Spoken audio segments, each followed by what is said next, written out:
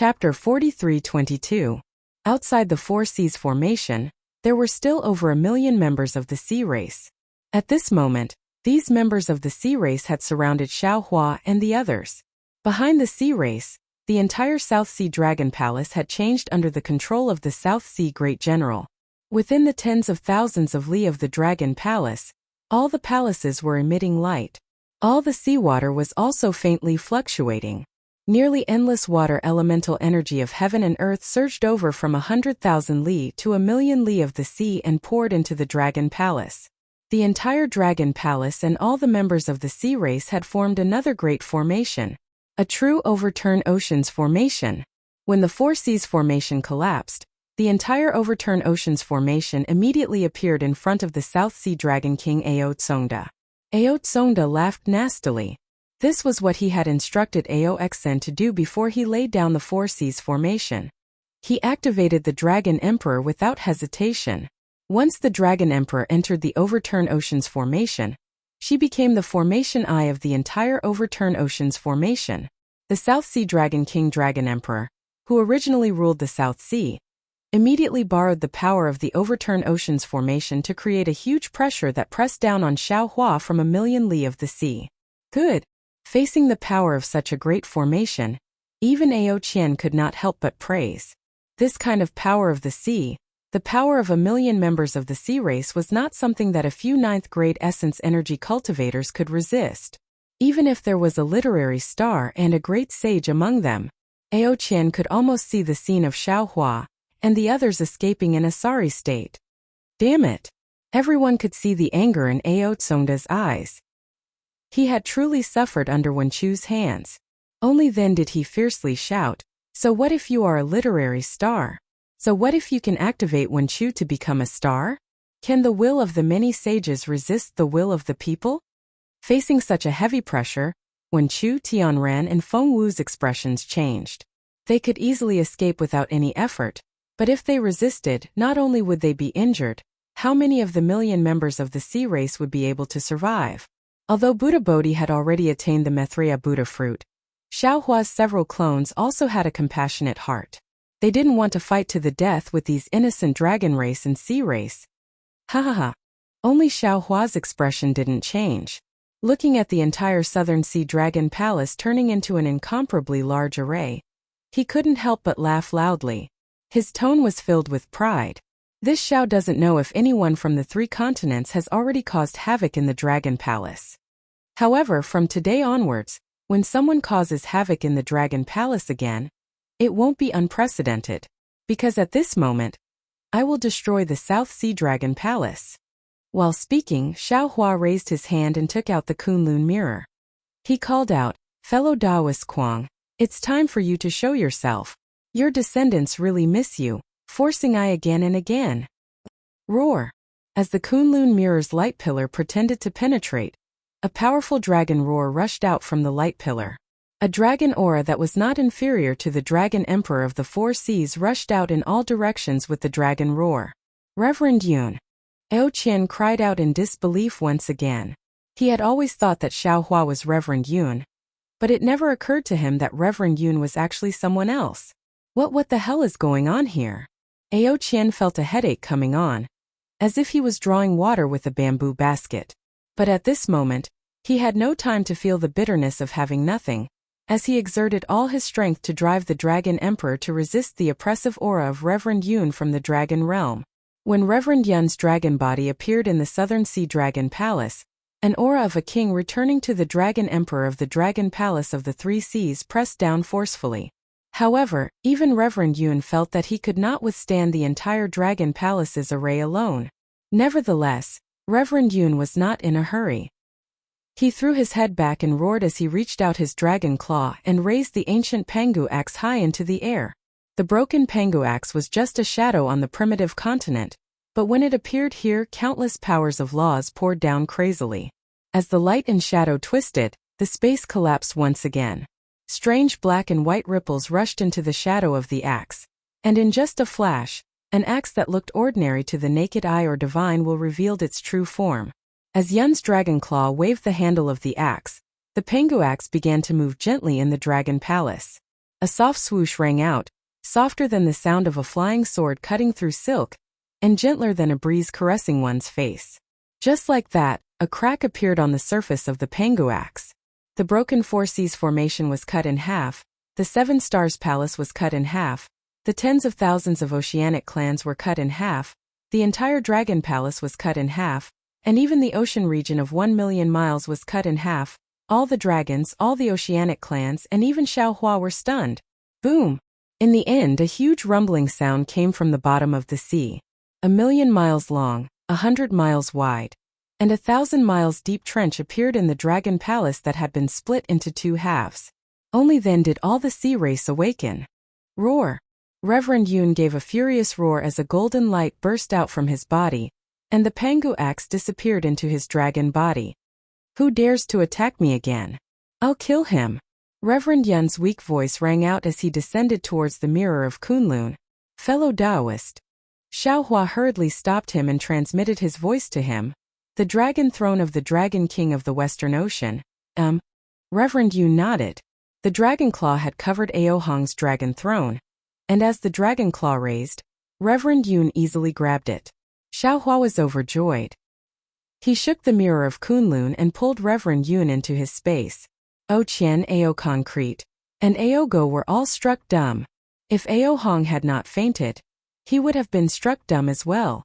All the oceanic clans stared blankly at the Dragon Palace, which had been split in half, and at Xiaohua, who was standing proudly in the ocean. The Dragon Palace of the Southern Ocean had never been so quiet. Not even a fish dared to swim in the palace, and the entire ocean was rocked by towering waves. But the bottom of the ocean was so quiet that not even a ripple could be seen.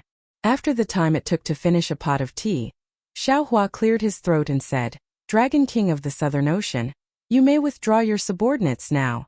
Ao Concrete recovered from his shock and looked at Ao Qian. Both of them exchanged a glance, then Ao Concrete said coldly, "The Dragon Palace of the Southern Ocean is not at the end of the line yet. We still have the strength to fight again." The strength to fight again? A sarcastic smile emerged on the corner of Xiaohua's mouth.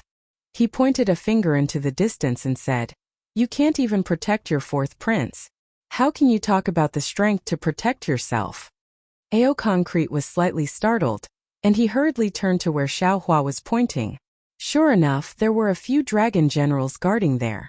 Although their faces were filled with panic, they were still on high alert. Behind them, the fourth prince, Ao Qian's dragon body was covered in large spots. The edges of the spots had long festered, and the dragon blood that gushed out had turned pitch black. Meanwhile, strange dragon blood was gushing out of Ao Qian's head, eyes, mouth, and other parts of his body. It seemed that he had died there long ago.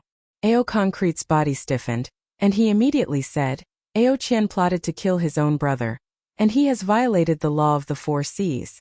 This king will not let him live for another day. Now that he has repented, he took his own life first. At least he knows how to behave." You're so stubborn." Xiaohua chuckled. The Kunlun mirror vibrated, and a beam of light shot out. Wang wang. Another thunderous rumble sounded as two enormous lightning boats appeared in front of the Sea Tribe's experts. On the lightning boats, other than Dragon Lady Jiang Hong, there was also Lu Yi. Under their command, the Lu family's descendants, Shanhua Continent's Dragon Clan's members, and even several 100,000 Fortune Gates disciples appeared. Grotto River Dragon Clan? Ao Concrete's eyes narrowed, and he exclaimed in surprise. He was the master of the Dragon Palace. How could he not see the purity of the Dragon Clan's bloodline? How could he not see the strength of the Dragon Clan's descendants? After the two thunderboats and hundreds of thousands of descendants of the Dragon Clan flew out, the courage that Ao Tsong had mustered disappeared again. The Dragon Clan of the Shanhua Continent could not compare to the Dragon Clan of the Southern Sea Dragon Palace, and the Dragon Clan's descendants could not compare to the Dragon Clan of the Southern Sea Dragon Palace. However, the Dragon Clan's descendants were much stronger than the Dragon Clan of the Southern Sea Dragon Palace. The origin energy of the Shanhua Continent was different from that of the Three Rivers and Four Seas. Although the Dragon Clan's descendants only had a few thousand years of cultivation, their strength was not much weaker than the Dragon Clan of the Southern Sea Dragon Palace. It was difficult for the dragon clan to reproduce in the 3 rivers and 4 seas, but it was easy on the Shanhua continent. The dragon clan's population was not much less than the dragon clan of the Southern Sea Dragon Palace. Although Xiaohua did not release all of the dragon clan's descendants, anyone would have made a decision after seeing the endless stream of dragon clan's descendants flying out. Dragon Master Xiao. Ao Qian hurriedly asked, "What is the meaning of this?" "Nothing." Xiaohua replied indifferently. "I don't like being threatened. Today either the fish dies or the net breaks." "All right." Ao Shuoqin gritted his teeth and raised his dragon claw. "In that case, let's fight again." Ao Qian originally wanted to bargain with Xiaohua, but seeing that Xiaohua had so many trump cards, he could not deal with him at all. He could only shout, "Third brother, don't be anxious." Ao Shuoqin snorted coldly, but in reality he was already relieved. Ao Qian continued, "Dragon Island has already issued an order. The Dongtian River has already been removed from the 4 Seas Dragon Clan's list of targets. Now they are also a member of the Dragon Clan. If we rashly start a war, not only will we go against Dragon Island's order, but we will also cause discord among the Dragon Clan's descendants. Damn it, they are really selling dog meat under false pretenses." Xiaohua snorted and thought to himself, they just wanted to betray Dragon Island, and now they are using Dragon Island's order as an excuse. This face is thicker than the South Sea. Even Pangu's axe cannot cut it open. Since the Dongtian River's Dragon Clan has appeared, how can the Dragon Clan of the South Sea retreat? Ao Shuoqin replied. "Dragon Master Xiao?" Ao Qian hurriedly asked. "This is all a misunderstanding. Dragon Master Xiao, please forgive us and take back the Dongtian River's Dragon Clan first. They have already come out. How can we just turn back?" Xiaohua understood that this was the time to negotiate, so he immediately went with the flow and asked. Chapter 43-23. If you don't hand over the West Sea Dragon Emperor, my dragon clan of the South Sea Dragon Palace will never back down. Ao Tsongha shouted with a guilty conscience. Xiaohua rubbed his nose and looked at Ao Shuoqin thoughtfully. He nodded and said, "Yes, South Sea Dragon King is right. If you don't satisfy me, I won't back down." Ao Qian was overjoyed. He wasn't afraid of Xiaohua asking for a price. He was afraid that Xiaohua wouldn't ask for a price. Ao Qian raised his dragon claw and set up a silent barrier. He said, "Dragon Master Xiao, what conditions do you want to return the West Sea Dragon Emperor to my West Sea Dragon Palace?" When it came to bargaining, Xiaohua wasn't inferior to the Dragon Palace of the 4 Seas. He waved his hand calmly and said, "Let's not talk about the Dragon Emperor for now. Let's discuss how to let the heavenly abode River Dragon Clan return." "What?" Ao Shuoqin almost vomited blood when he heard that. He said angrily, "You want conditions for your hundreds of thousands of dragons to come out. What about my South Sea Dragon Palace's formation?" "I didn't ask you to set up the formation. You asked for it." Xiaohua replied bluntly. "And the heavenly abode River Dragon Clan was forced out by you. It's your fault." Then what conditions do you want?" Ao Qian was really helpless. He could only swallow his anger and ask. "Simple." Xiaohua replied casually, "Metal and wood elemental magnetism." Ao Shuoqin trembled with anger. "The trial formation of the 7 Stars Palace is used by my South Sea Dragon Clan to stimulate the dragon bloodline. The metal and wood elemental magnetism is the core of the formation." Without waiting for Ao Shuoqin to finish, Xiaohua retorted, "Losing the trial formation is better than having the dragon bloodline of the South Sea Dragon Palace disappear." "Xiaohua, you're threatening me." Ao Shuoqin was furious. Xiaohua shrugged and said with a smile, "If you think so, then just take it as a threat. I don't care about it." "Third brother," Ao Qian hurriedly said, "Xiao Longshire wants to use the metal and wood magnets to refine the 5-element wishful heaven cudgel. This kind of primordial ominous weapon has not appeared in the world for many years. If third brother takes out the metal and wood magnets, it can be considered as forming a good karma. Furthermore, today's matter was caused by the South Sea Dragon Palace. I think we can agree to this condition." Ao Shuohui felt as if his teeth had been knocked out. He didn't know what to say. But when he heard Ao Qian mention the 5 elements wishful sky cudgel, he seemed to understand something. He looked at Ao Qian and then at Xiao Hua, gritting his teeth. All right, this king agrees. However, the metal and wood elemental magnetism is right there. If Dragon Master Xiao can't take it away, then don't blame my Southern Sea Dragon Palace for not agreeing to this condition. Haha, you just need to agree. Xiao Hua laughed as he activated the Kunlun mirror and released Reverend Yun. Xiao Hua had been to the space of metal and wood elemental magnetism before, and he had seen that the South Sea Dragon Palace had already refined the metal and wood elemental magnetism. Therefore, it was impossible for him to take it away casually. Therefore, after leaving his blood essence behind, he flew out of the space and waited quietly for his bloodline to permeate the metal and wood elemental magnetism. And now, when he saw how easily Reverend Yun faced the Dragon Emperor, he immediately thought of Reverend Yun. Sure enough, when Reverend Yun appeared, Ao Shuhui's face turned pale again.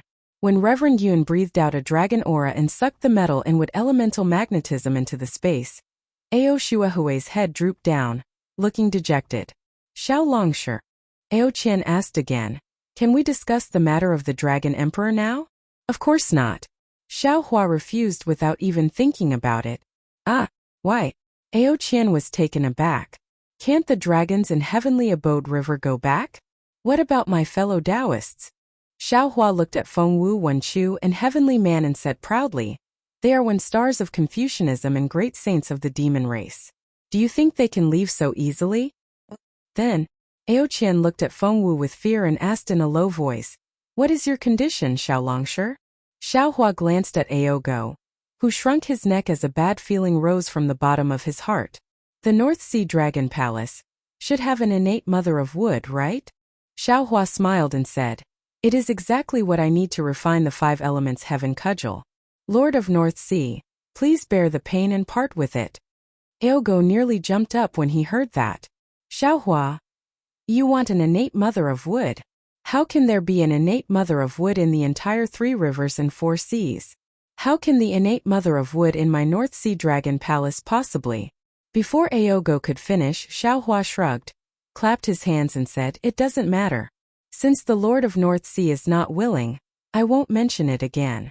Later, I'll invite fellow Taoist Feng Wu to the North Sea Dragon Palace. I won't go. Feng Wu replied coldly. Let fellow Taoist Ao go and give the North Sea Dragon Palace a blow. Sigh. Ao Go was helpless. Xiao Hua said to let Feng Wu go to the North Sea Dragon Palace, but how could he not know the meaning behind those words? It was a threat to Ao Go. Feng Wu would definitely not let Ao Go return to the North Sea Dragon Palace safely. Xiao Hua rolled his eyes and asked, how about it? Who? Ao Go did not hesitate. He opened his dragon mouth and a ball of flame-like dragon chi flew out. At the center of the dragon chi was a dot of innate mother of wood. Above the dragon chi, the great purity azure light floated there like a wisp of azure smoke. Haha, great. Xiao Hua had already stored the innate mother of wood into his space. Xiao Longshi, do you have any other conditions? This time, Ao Qian learned his lesson and did not directly ask about the West Sea Dragon Emperor. High-level wind escape technique. Xiao Hua looked at Ao Qian and rubbed his thumb and index finger together. This is the price I have to pay for being frightened by the South Sea Dragon Palace. Facing Xiao Hua's exorbitant demand, Ao Go's dragon body kept trembling. All right. This time Ao Qian was very nimble. He opened his mouth and a dragon shell flew out and landed in front of Xiao Hua. This was left behind by a wind attribute great demon that I killed in the past. See if you can use it. Xiao Hua was stunned at first, then he was overjoyed. He did not expect things to go so smoothly. He reached out and took it. He scanned it with his Yuan will and smiled. Not bad. I will kindly accept this. As long as Xiao Longshi likes it. Ao Qian smiled. I wonder if we can talk about the Dragon Emperor now. Not yet. Xiao Hua smiled. I have one last condition. Of course, this condition is very simple. Others may not know, but the dragon race of the 4 seas definitely knows. Ao Qian's face flashed with anger. Just as he was about to get angry, a low groan was heard. Ao Hong, who had fainted, raised his head. Ao Qian glanced at him and his anger disappeared. He turned and asked Xiao Hua, I wonder what is Xiao Longshi's last condition? Hearing how Ao Qian emphasized the word last, Xiao Hua knew that this was his last chance. He answered without hesitation. Since the Dragon Palace of the Four Seas is in charge of the Four Seas ocean shipping, you should know about the origin of water, right? Which Dragon Palace has it? Just give me a little bit of it. What? Ao Qian was flabbergasted. He was about to fly into a rage. If not for the fact that he was afraid that Xiao Hua would snatch the Dragon Emperor of the East Seas away again, he would have jumped up long ago. His breathing was already uneven. He said angrily, Xiao Hua, you are going too far. Dragon King is of the dragon race, not my human race. At best you are going too far. Xiao Hua saw that Ao Qian had lost his mind and answered with a smile. The Four Seas are so big. And it is the center of the three continents' water flow. If the three continents have the origin of water, it should be in the Four Seas, right? Seeing Xiao Hua's smile, Ao Qian's anger subsided. He knew that Xiao Hua was asking for too much. He calmed down for a moment and shook his head. It is not that I am unwilling, nor is it that my Dragon Palace of the Four Seas is unwilling. It is that there is no origin of water in the Four Seas. If you want to find the origin of water, you should go to the three rivers. They are the foundation of the world's water sources. In that case, the Dragon Palace of the Four Seas does not want the Dragon Emperor of the West Seas. Xiao Hua threatened. Ao Hong said weakly, I have never seen the origin of water in the Four Seas. Where does Dragon Master Xiao want me to find it? If Dragon Master Xiao insists on using this as a condition, then my Dragon Palace of the West Seas does not want the Dragon Emperor. How could Xiao Hua not know the value of the origin of water? Seeing that Ao Hong had spoken, he waved his hand casually and said with a smile, Forget it, forget it. Since there is no such thing, this Xiao will not mention it. Should we return the Dragon Emperor of the West Seas now? Ao Hong had received Ao Shuachen's voice transmission, and already knew the ins and outs. He gritted his teeth and asked. Of course. Xiao Hua knew that even a rabbit would bite when cornered. Of course he would not let these dragons jump over the wall like dogs. He hurriedly replied, This Xiao has already felt the sincerity of the Dragon Palace of the Four Seas. Now we can talk about the Dragon Emperor of the West Seas with you all. What? Dragon King of the West Seas asked curiously. You asked for so many things from my Dragon Palace of the Four Seas. Could it be? Xiao Hua smiled coldly. Looking at Ao Hong, whose dragon blood had already begun to heal, he nodded and said, That's right. Previously it was just some appetizers. Now it is the real feast. Ao Hong's heart thumped. He looked at Ao Qian. Ao Qian's face was also green. He nodded slightly at Ao Hong. Damn it. Ao Hong had just cursed when dragon chi rushed out of his body again. After a while it slowly retracted. Xiao Hua did not move and watched quietly. He believed that the current Ao Qian knew his situation better than Ao Qian. There was no way he would not accept his conditions. All of Ao Hong's reactions at this time were just a bluff, and this kind of behavior could only make Xiao Hua feel more confident in his heart. Sure enough, after a while, Ao Hong took a deep breath and asked, Dragon Master Xiao, what conditions do you have? The treasury of the West Seas Dragon Palace. Xiao Hua had heard from Xiancheng hundreds of years ago that there were countless treasures in the treasury of the West Seas Dragon Palace. How could he let go of this opportunity? Chapter 43-24. Impossible? Dragon Master Xiao, what are you thinking? Ao Hong rejected without hesitation. How can I give you the treasury of my West Sea Dragon Palace? No. Xiao Hua stretched out a finger and shook it slightly. This Xiao will not ask for the entire treasury of your West Sea Dragon Palace. This Xiao only wants 50%. 20%. Ao Hong immediately bargained, just like an auntie buying cabbage in the market of the mortal realm. This Xiao is a man of his word. If I say 50%, then 50%. Xiao Hua said resolutely, if I want to bargain with you, then I won't ask for 50%, 30%.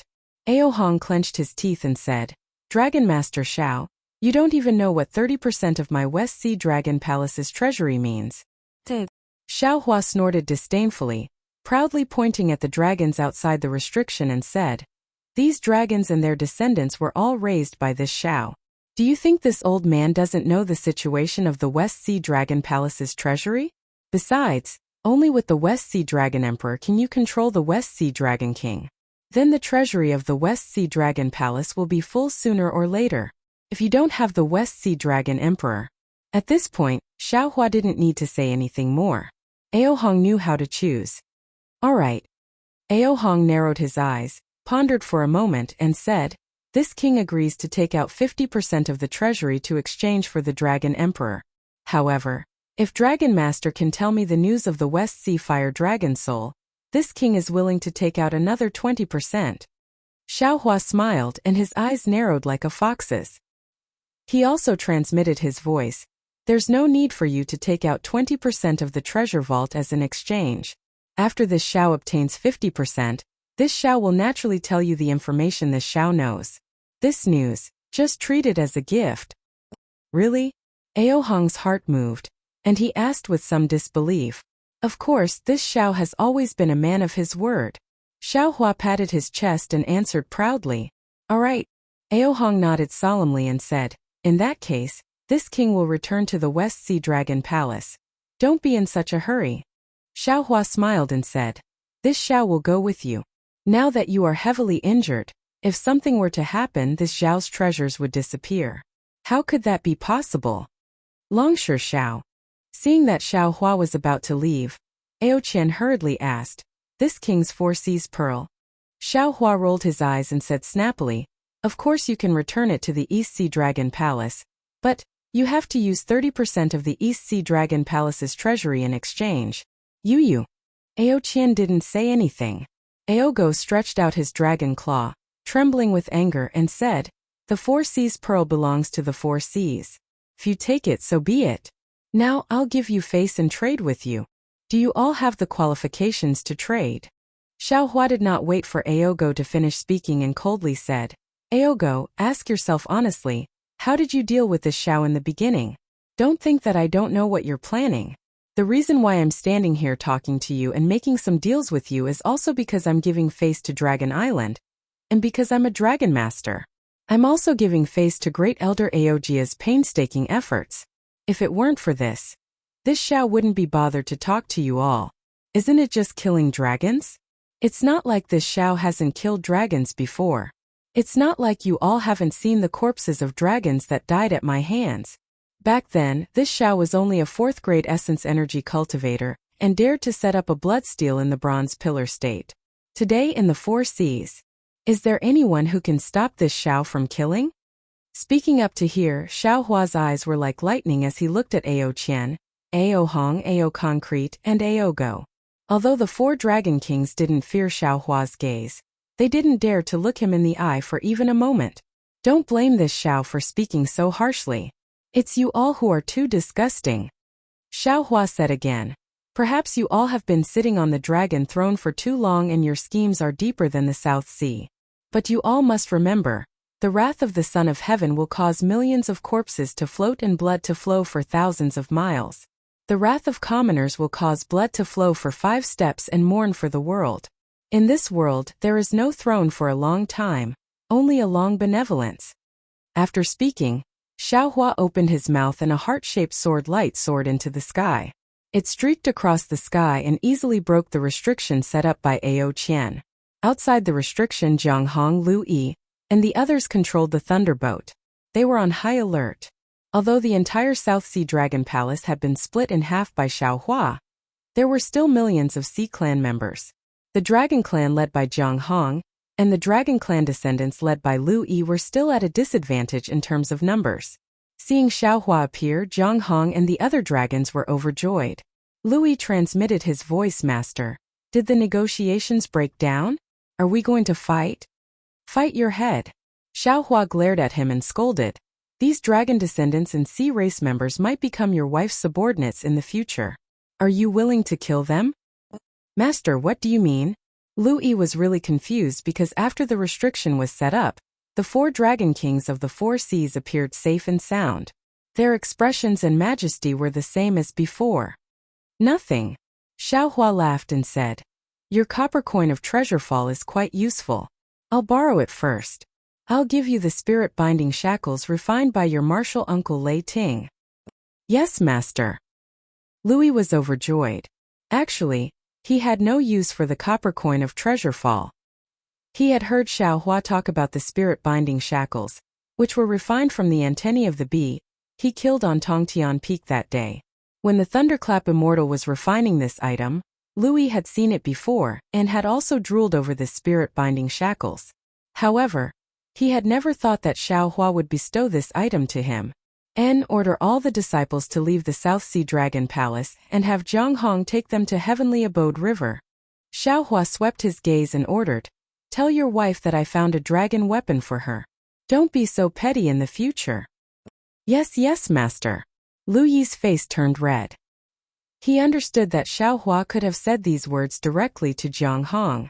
The reason why Xiao Hua asked him to pass the message was to tell him that Lu Yi should be the one in charge of the Lu family. He couldn't be too soft. After Xiao Hua handed the spirit-binding shackles and 4 Seas Pearl to Lu Yi, he watched as Lu Yi issued orders. The Heavenly Abode River's dragon race and Lu family's descendants formed groups and left the South Sea Dragon Palace in batches. When Zhang Hong heard Xiao Hua's orders, her expression became complicated. When Xiao Hua asked her that day, she had clearly said that she had married into the Lu family and was a Fortune Gates disciple. She wouldn't ask about the Heavenly Abode River's dragon race. Then again, Zhang Hong was the Heavenly Abode River's dragon race's little princess. She was protected by the dragon race since she was young. How could she not be worried? When Xiao Hua returned to the 3 mainlands, the first thing he did was to release Fujiwen and the others, leaving Zhang Hong and Lu Yi behind. This was definitely a blow to Zhang Hong. Perhaps Xiao Hua's departure from the 3 mainlands was merely 200 years in the Heavenly Abode River's dragon race's eyes, but in Zhang Hong's eyes it was 10,000 years. How could she not be homesick? Seeing that Xiao Hua had sent her and her descendants out of the Shanhua continent to face the dragon clan of the South Sea Dragon Palace, Zhang Hong's heart burned with passion. She craved power even more than Lu Yi, or perhaps she had grown up in an atmosphere of power since she was young. Her bones were filled with the desire for power. How could she not understand Xiao Hua's intentions? However, Xiao Hua had suddenly ordered her to lead the dragon race to the Heavenly Abode River. She didn't think of anything else. She and Lu Yi were a loving couple. Although she was a little domineering in the family, she wouldn't refute Lu Yi's words. She was surprised that Xiao Hua had suddenly changed his mind. She didn't understand what Xiao Hua was planning. If Xiao Hua wanted to rule the Heavenly Abode River, in Zhang Hong's mind, the Heavenly Abode River wouldn't be able to resist at all. Xiao Hua didn't think as much as Zhang Hong. He looked at Zhang Hong's dazed expression and asked curiously, "Disciple? What are you thinking? Haven't you always wanted to go back and take a look? Now that I've asked you to go back, why are you hesitating?" "Master." Zhang Hong hesitated for a moment before replying softly, "The Heavenly Abode River's dragon race has been weak for a long time. If the Fortune Gates disciples go there, I'm afraid they will collapse very quickly." "Fuck?" Xiao Hua immediately understood. He glared at Zhang Hong and scolded, "What kind of person do you think your master is? Why would your master put the Heavenly Abode River in his eyes? You're thinking too much." "Yes, master." Suddenly, Zhang Hong seemed to have been enlightened. She was really worried about her gains and losses. She had thought too much. Zhang Hong hurriedly wanted to bow down, but Xiao Hua waved his hand to stop her. "Go. Heavenly Abode River is your maiden home, but it is also yours. Louis won't care about the Heavenly Abode River's matters in the future, but he still has to take care of the Heavenly Abode River's matters. Otherwise, you won't be able to answer to the elders in the future." "Disciple understands," Zhang Hong replied carefully. Following Lu Yi's orders, she led a group of dragon race experts out of the South Sea Dragon Palace and headed towards the Heavenly Abode River. Seeing Lu Yi and Zhang Hong leading the Sea Tribe away with great familiarity, giving clear orders, the army orderly, and all the Sea Tribe carrying out their orders with an aura of being experienced on the battlefield, complicated expressions appeared on the faces of the Dragon Kings of the 4 Seas. Xiao Hua's strength was outstanding, and he could suppress the Dragon Kings of the 4 Seas. Although they were afraid, they weren't afraid because they had the dragon palaces of the 4 Seas behind them. Xiao Hua could kill the dragon kings of the four seas, but he couldn't annihilate the dragon palaces of the four seas. However, Lu Yi and Jiang Hong's troops were different. They represented a force, and they also represented a kind of ability. They represented Xiao Hua's ability to wipe out the dragon palaces of the four seas. The dragon kings of the four seas looked at each other, and there was more meaning in their eyes than before. After Xiao Hua put away the thunderbolt, he turned to look at Ao Hong and asked with a faint smile, "Master of the West Sea, can you bring me to the dragon palace of the West Sea now?" "Dragon Master Xiao, please." Ao Hong's heart trembled. Although there was still some arrogance on his face that made the other sea tribe members pay attention, his tone was faintly respectful. Chapter 43:25. More than a month later, on the shore of the North Sea, waves of water came from the depths of the sea. Holding hands, the snow-white water splashed towards the reefs on the shore. When it got close, the water gushed towards the reefs enthusiastically. Unfortunately, the reefs only gave the water a hard and cold feeling. The water splashed onto the reefs and instantly shattered. The passion that only lasted for a few breaths was once again submerged in the sea. As the sea slowly fell, the sound of the water splashing was like waves of weeping. At this moment the sun was setting again. The orange sunlight scattered across the surface of the water, adding a trace of beauty to the snow-white surface. Boom! A huge wave rose up from the sea, and a huge dragon with a dragon crown on its head flew out. Under the sunlight, the dragon's body was covered in scales that were several feet long, and they shone with a gorgeous color. When this huge dragon rushed out of the sea, its majestic aura instantly roared and surged in all directions. Not to mention the fish and shrimp in the sea, even the passionate water that occasionally hit the reef quietly retreated, not daring to act coquettishly. After the huge dragon, a tall and thin human figure also flew out of the sea. Although this human figure was not very tall, his figure was tall and straight. There was a faint smile between his brows.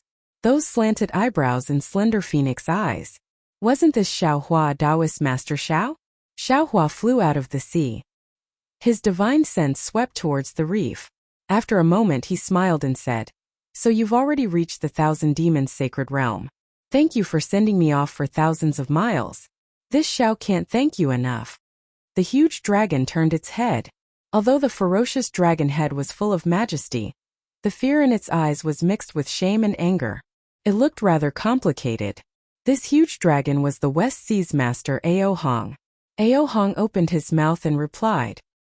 His voice was several times louder than Xiao Hua's, "I don't dare.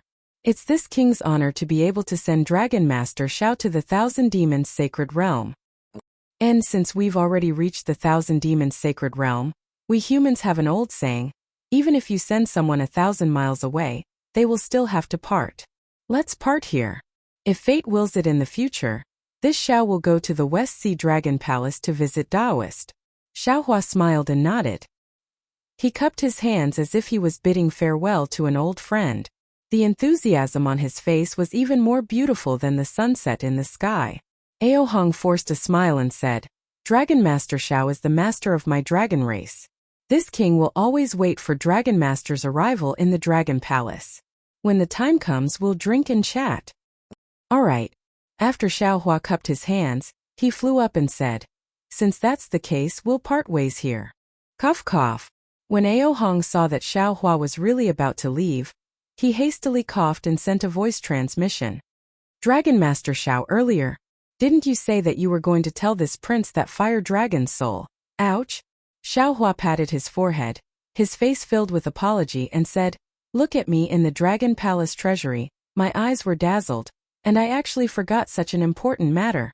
Actually, I am not the only one who knows about the fire dragon's soul.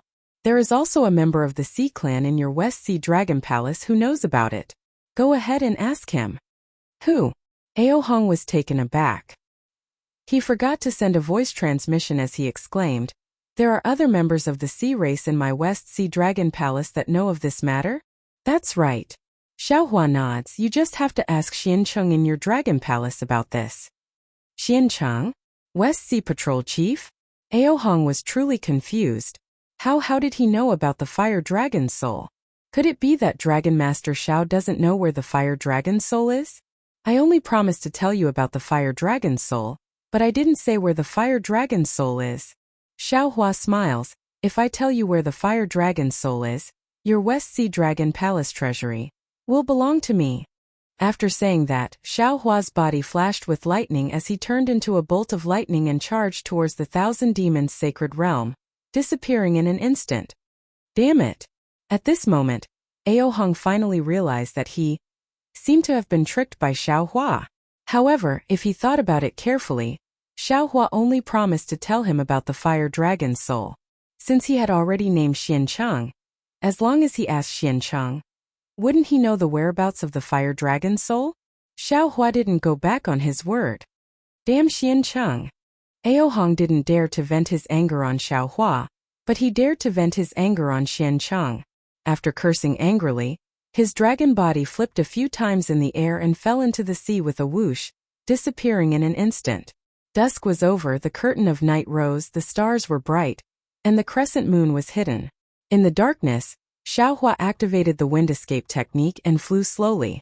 Beside him was Feng Wu, who had transformed into a human form. Feng Wu turned to look at the North Sea that was no longer in sight and covered her mouth with a smile.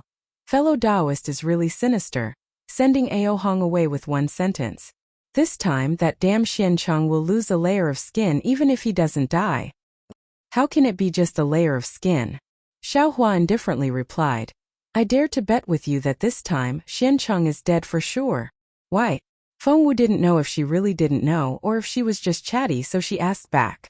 Xiao Hua replied, I believe fellow Taoist already knows the use of the fire dragon's soul. That fire dragon's soul is the inheritance of the Dragon King of the West Sea Dragon Palace. Without the fire dragon's soul, Ao Hong can't perfectly merge with the Dragon Emperor and can't perfectly suppress the West Sea. The biggest weakness of the Four Seas Grand Formation is him. Moreover, from Ao Hong's words and actions, it seems like he didn't leak the news of the fire dragon's soul to Ao Qian and the other Dragon Kings.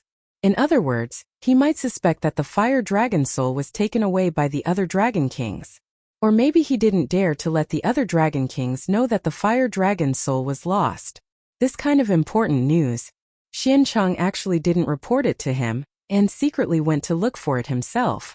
He even colluded with the human and demon race cultivators. Especially because of this, Xian Cheng even released the Grand Mist Ancestor, causing the fire dragon's soul to be lost again. Do you think Ao Qian will spare Xian Cheng? The problem is, Xian Cheng didn't know that that was the West Sea's eye, nor did he know that the fire dragon's soul was at that place. Feng Wu laughed. Wouldn't Xian Cheng die unjustly? It doesn't matter whether he knows the truth or not. The key is that he didn't report this matter to the West Sea Dragon Palace. Xiao Hua waved his hand and replied, just this alone is enough to take his life. As for being unjustly accused, does fellow Taoist feel that he was wronged? If it wasn't for his trap in the Stacked Jade Legacy realm that day, how could I have been besieged by the 4 Sea Dragon generals? I originally wanted to kill him with my own hands, but how can I make a move against him now? Borrowing Ao Hong's saber to kill him, wouldn't that be the best of both worlds? What best of both worlds? Feng Wu curled his lips again. You took away half of the treasures from the West Sea Dragon Palace's treasury and even used his saber. You took advantage of him. This is all consensual. Xiao Hua did not refute, and only said with a smile, I took the treasure and returned the Dragon Emperor to Ao Hong. Without the Dragon Emperor, I don't think he would have been able to keep the other half of the treasury. Sigh, the 4 Sea Dragon Kings deserve it. Feng Wu sighed. They could have schemed against anyone, but they had to scheme against fellow Taoist. In this world, I have never seen anyone who could scheme against fellow Taoist. Xiao Hua said proudly, I have a good character. I was originally thinking about how to plunder the South Sea Dragon Palace's treasury, but Ao Hong and the others sent the Dragon Emperor over. I can't not give Ao Hong face-off. That's right, fellow Taoist has already done well, and even returned the West Sea Dragon Emperor to Ao Hong. I thought that the thing in fellow Taoist's hands. How can I take it out again? Feng Wu looked at Xiao Hua with a smile and said. Xiao Hua rolled his eyes at Feng Wu and replied, the West Sea Dragon Emperor was only temporarily lent to Ao Hong. In the future, wouldn't I be the one waiting?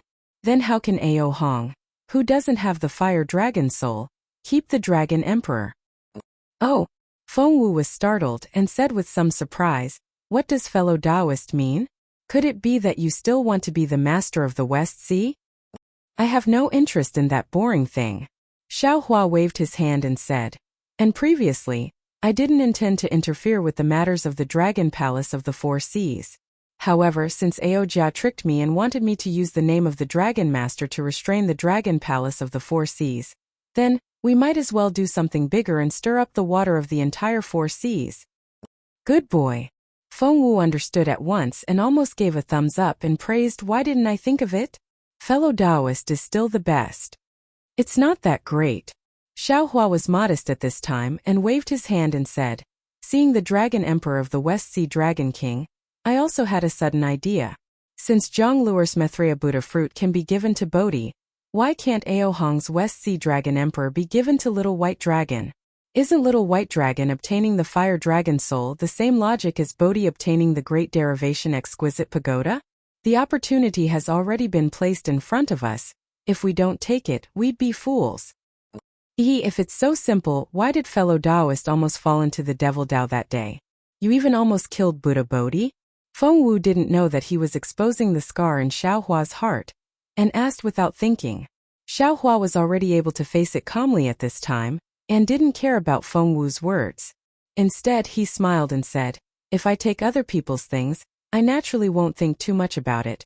But if I take my own family's things, I always feel like I'm robbing. Robbing is robbing." Feng Wu smiled and said, "Is there still so much to pay attention to? If I had such scruples like fellow Taoist, how could I still devour all living beings? Isn't this just fate?" Xiao Hua explained, for example, Little White Dragon obtaining the Fire Dragon Soul can aspire to be the Dragon Emperor of the West Sea Dragon Palace, and fellow Taoist devouring the Holy Bloodline can aspire to be the Dragon Emperor. At this point, Xiao Hua paused and asked tentatively, "By the way, is there anything wrong with the Heavenly Phoenix's consciousness? What's his mission?" "There's nothing wrong." Feng Wu shook his head. "I still don't know anything about the Heavenly Phoenix's mission. Alas, let's leave it to fate." Xiao Hua smiled helplessly.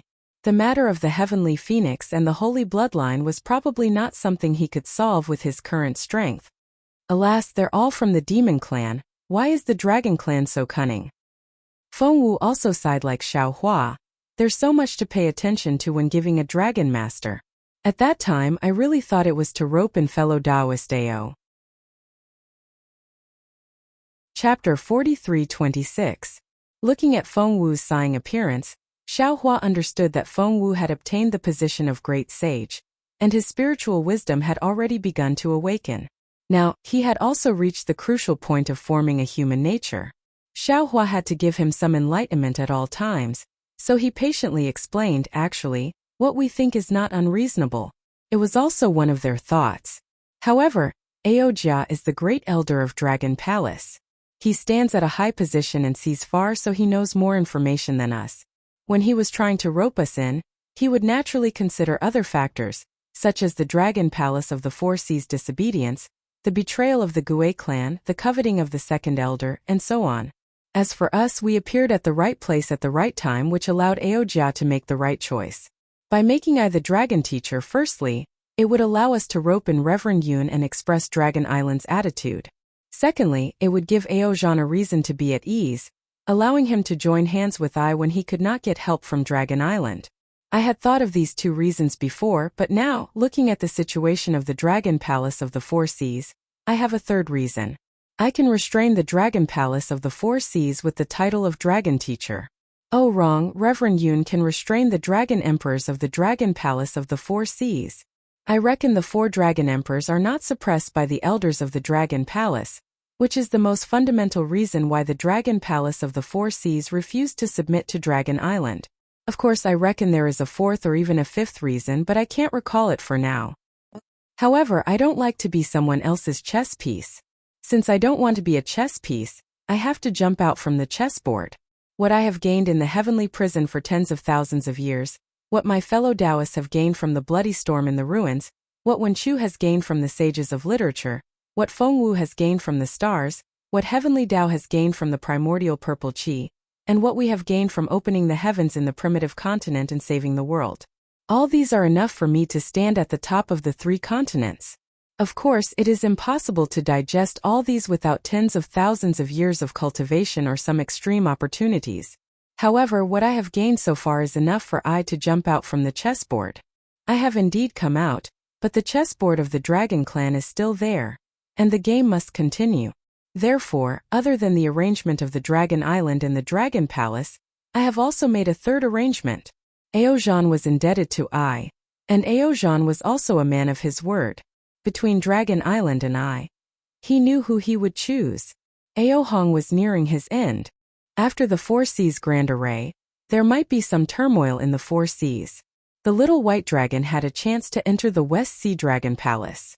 Although the Dongtian River had been pardoned by the Dragon Island, they might not listen to Aojan's orders. Now they were in an awkward situation. Jiang Hong had led the Shunhua continent's dragon race back. She was the little princess of the Dongtian River, and it was natural for her to control the Dongtian River. With this 3-step flag, does the Dragon Island elder still want to play chess with I?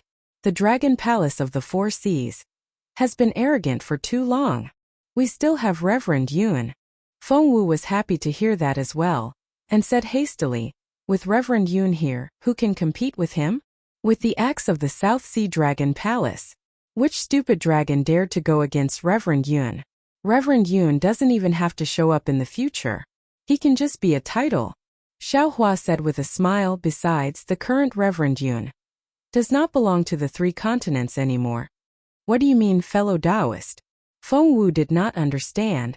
Fellow Taoist, how did you feel when you became a great saint and looked down at all the stars? Xiao Hua asked. All the mountains were small. All the saints were under my feet. Feng Wu answered proudly. That's right. If that's the case, will you still lower yourself to the same level as old demon Jifeng? Feng Wu shouted without hesitation, of course. If he dares to provoke me, I'll kill him. All right. Let's just pretend I didn't say anything. Xiao Hua held his forehead with one hand, not knowing whether to laugh or cry. You are a great saint now. Why don't you have the awareness of being a great saint? Oh. While the two of them were talking, several streaks of star power appeared in the sky above a few dark mountain ranges not far away and fell into the mountain ranges. Although the stellar energy was invisible to the naked eye, it was difficult to detect with divine sense. However, Feng Wu had already become a great saint, and was very sensitive to the energy of the stars and moon. She had already seen them and released her Yuan will to check. It's really the 1,000 demons' sacred realm. After a while, Feng Wu withdrew her Yuan will and said with a smile, there are actually a few demons whose strength is close to that of a great demon who are cultivating the demon race's secret arts. Xiao Hua clapped his hands and said with a smile, if that's the case, let's hurry. Hurry. Feng Wu laughed and looked at Xiao Hua thoughtfully. Where are you going, fellow Taoist? Cough cough. Xiao Hua coughed twice, his gaze looking at the endless starry sky as he replied. That greater demon died very decisively. Not only did I not know who instigated him to come over, I also don't know where his immortal's cave is. However, this fellow's patriarch should be very famous. Let's go to the 1,000 demons' sacred realm and look for him. There will definitely be an answer. That day, didn't you ask Samantabhadra Bodhisattva who this so-called patriarch is? Feng Wu asked curiously. Xiao Hua rolled his eyes and replied, at that time, I was concerned about Lu Er's matter. Then, Namo Maitreya Buddha achieved enlightenment. I didn't think of this at all. However, since this patriarch is someone who gave Mahavairakana Buddha a headache, he must be very famous. Won't we know if we ask him? Then let's go. After Feng Wu finished speaking, she raised her head and let out a phoenix cry. That phoenix cry not only shook the surroundings, but also attracted countless starlight to fall. Feng Wu's eyes were filled with desire and pride. She flapped her wings and turned into a stream of light, rushing into the depths of the 1,000 demons' sacred realm. Under the starlight, the 1,000 demons' sacred realm was like a huge monster crawling there. An indescribable wild aura spread out from the depths of the continent. Night passed and dawn arrived. Just as the sun and moon were alternating, Xiao Hua and Feng Wu flew to a barren swamp. However, this swamp was somewhat different from the swamp Xiao Hua had seen before. There were many small beasts in the swamp.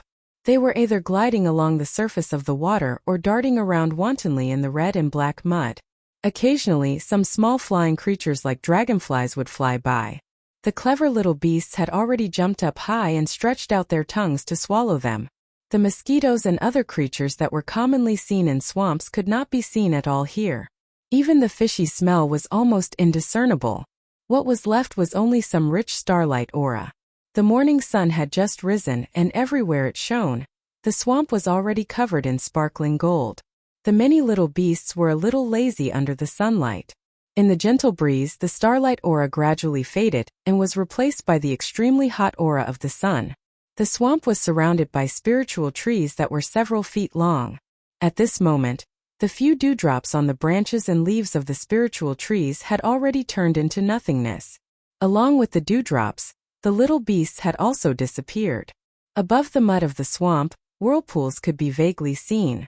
Clearly, the little beasts had already hidden inside. Roar!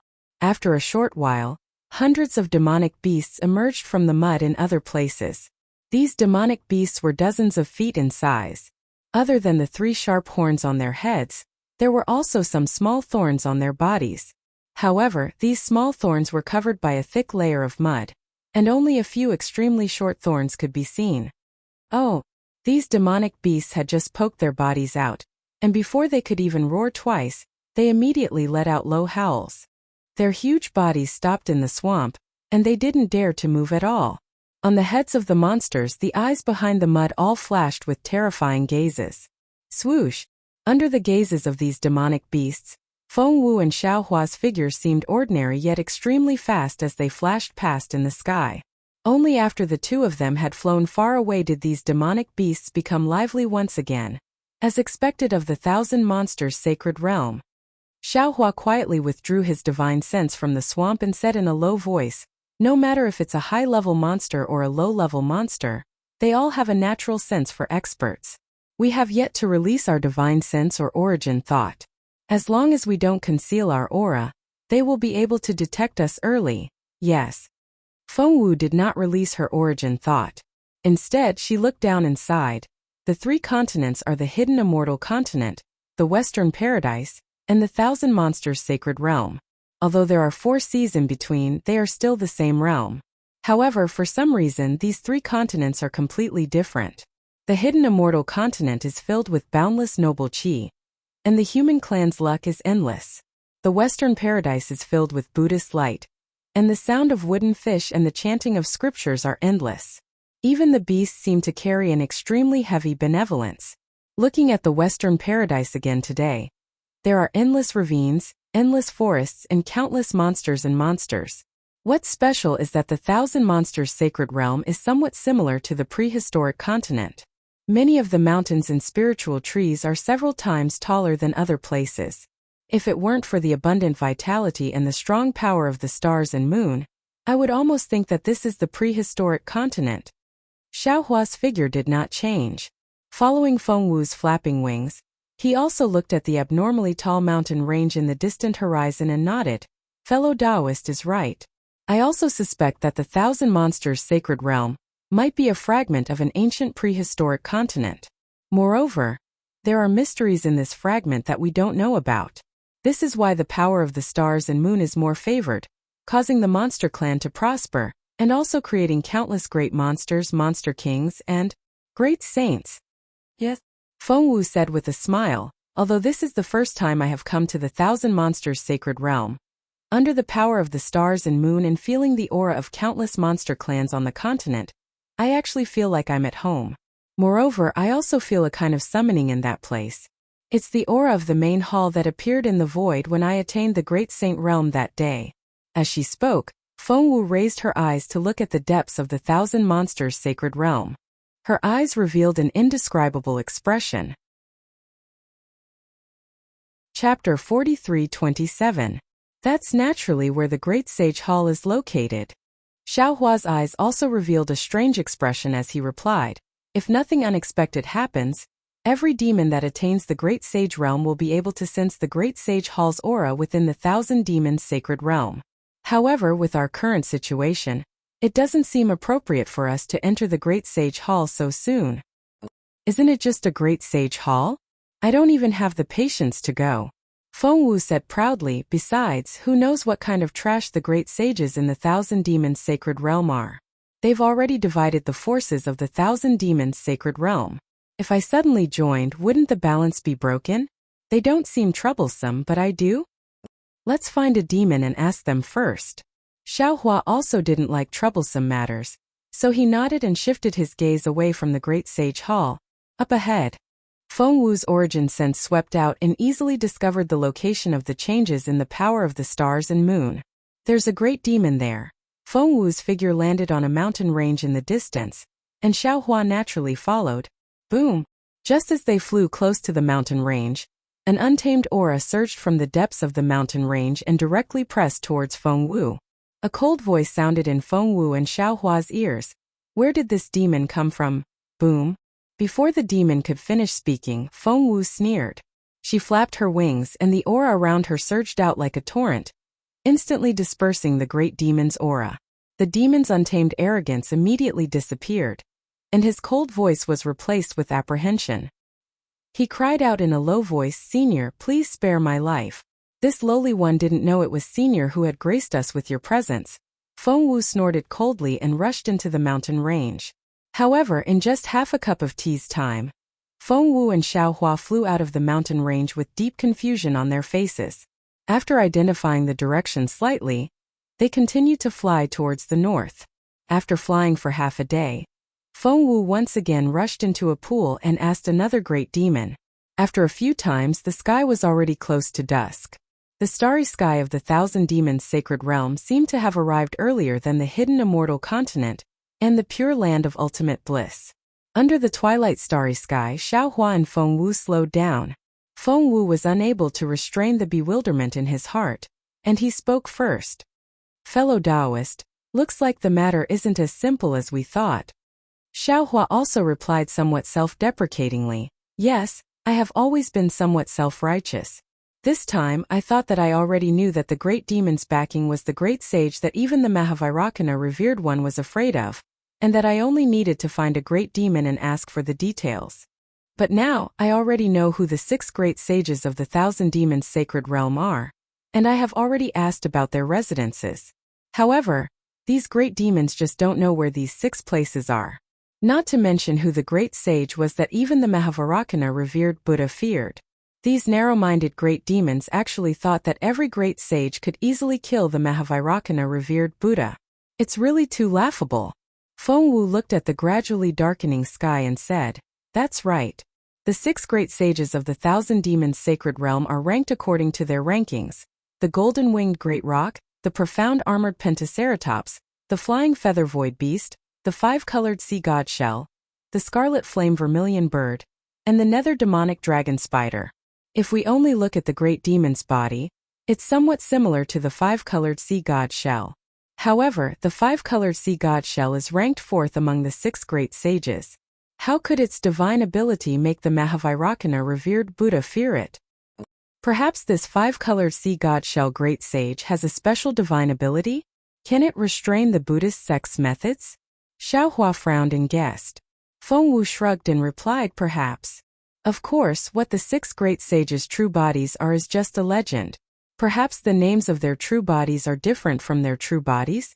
Xiaohua said again, "Just like these great demons know that the golden-winged great Peng lives in Songyue Heaven, but where Songyue Heaven is, whether it's in the sky or on the ground, they don't know at all.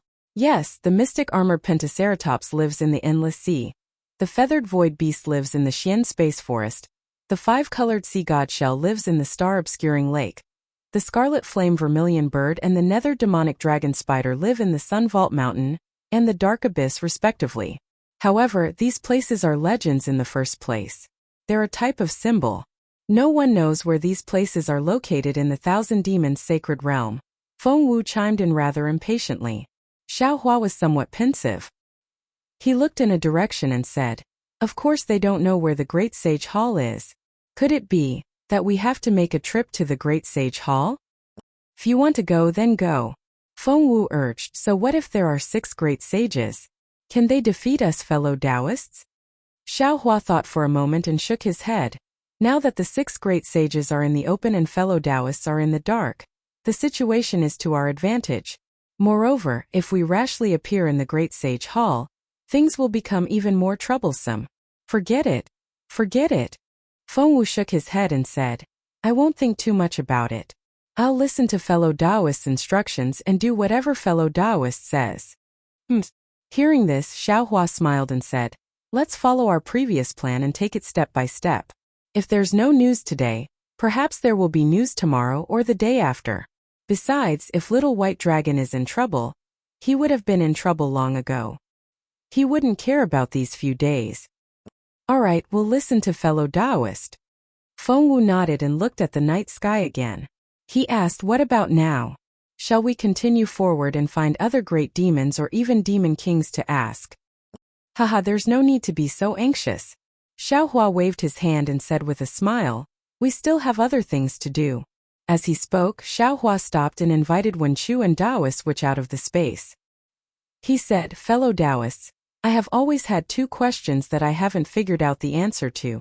Since we have nothing to do tonight, how about we have a casual chat? Okay. Wenqiu and Taoist which landed in the sky and understood the current situation in a moment. Wenqiu clapped his hands and said with a smile, the ancients often say that drinking wine and chatting merrily with the bright moon in the sky is the joy of life. Today the moon is not round, but the stars are shining brightly. It's a great fortune for us to discuss the Tao with the stars. Xiaohua waved his hand and said, it's not about discussing the Tao. It's just that I have some doubts that are related to fellow Taoists. That's why I said it. Fellow Taoists, please tell us. Taoist which looked at Xiaohua in confusion. Fellow Taoist, Wenqiu cultivates a Confucian cultivation method. That day on the primitive continent, fellow Taoist Fengwu was recognized by the Big Dipper in the 7 Stars Formation in the South Sea Dragon Palace. Fellow Taoist Fengwu also obtained the recognition of the Big Dipper. The stars revolved around the moon. It was also extremely thrilling for the 10,000 demons to turn into stars. Xiaohua said tirelessly, whether it's the Confucian saints or the demon race's stars, they were all at a realm that we couldn't imagine before. Now that we've seen them and they've cultivated to such a realm, I can't help but have a question. Where did the saints and 10,000 demons come from? There's no need to talk about the saints. They don't exist in the hidden immortal continent anymore. They probably went to the heavenly court. However, among the saints, other than the ones we're familiar with, there are many that we've never seen before. These unfamiliar saints, are they from the 3 continents? Or are they from other realms? As for 10,000 demons, according to I's knowledge, there are 6 great saints after the 1,000 demons sacred realm. When the stars revolve around the moon, are those great saints from the 1,000 demons sacred realm? Are there any demon saints from other realms? Wenqiu and Fengwu looked at each other with surprise in their eyes. They've never thought about this. Xiaohua's words made them think of many things. Wenqiu spoke first, in my opinion. The saints aren't all saints from the hidden immortal continent. Why? Xiaohua looked at Wenqiu thoughtfully and asked. It's very simple. The Great Desolation continent is far away in the torrent of time. How could ordinary saints have the strength to accurately find where we are? Wenqiu replied, since the saints can accurately appear in front of me, it means that those saints have reached a realm that we can't pry into at the moment. How could a saint of this realm be born in the hidden immortal continent? Even fellow Taoists Wenqiu thinks so. I don't need to say anything more. Fengwu said with a smile, the 1,000 demons sacred realm can produce 6 great saints, but they might not be qualified to appear in the stars revolve around the moon. Even if the 1,000 demons sacred realm produced great saints in the past, how many of them can be ranked in the heavenly stars? Didn't fellow Taoist also say that? Outside the 1,000 demons sacred realm, there's the 10,000 demons realm.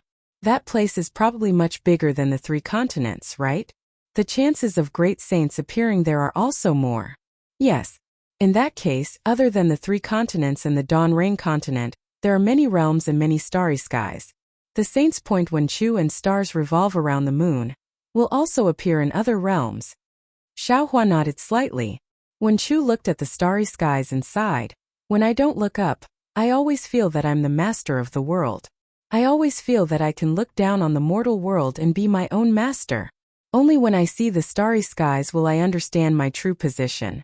Only then will I know that I'm just a speck of dust, an ant under the starry skies. Haha, fellow Taoist Wen Chu, don't be sad.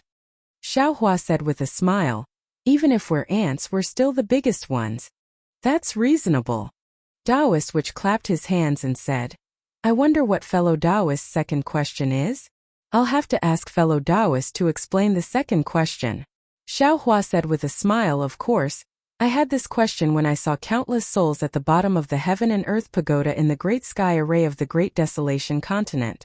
What's the use of souls that made the heavenly demon of the melting paradise try his best to collect the souls of the desolation beasts? When we were in the ruins, didn't the demon emperor also collect the souls of humans? Taoist which didn't think at all and answered, the bodies of humans are comparable to a world, and the souls of humans are even more mysterious. It's not an exaggeration to say that they contain the heavenly Tao. Even though I have studied soul cultivation techniques and comprehended some of the inheritances of the 13 gods, it's really difficult for me to answer fellow Taoist's question. I don't know how to answer it. P.S. This is a transitional chapter. Everyone take your time and don't rush. Chapter 43-28. Actually, fellow Taoist, you don't have to think too deeply about it. Feng Wu suggested. The heavenly devil activated the heavenly dome formation to destroy the primitive continent, but what good would it do him if the primitive continent was destroyed? Of course, the benefit would be to obtain more souls of the primitive beasts. Why would the heavenly devil obtain the souls of the primitive beasts? Isn't it to leave the primitive continent? In other words, 1 or 2 souls are useless, but hundreds of millions of souls have secrets that we don't know. They can save the heavenly devil from the primitive continent. That's right, that's right.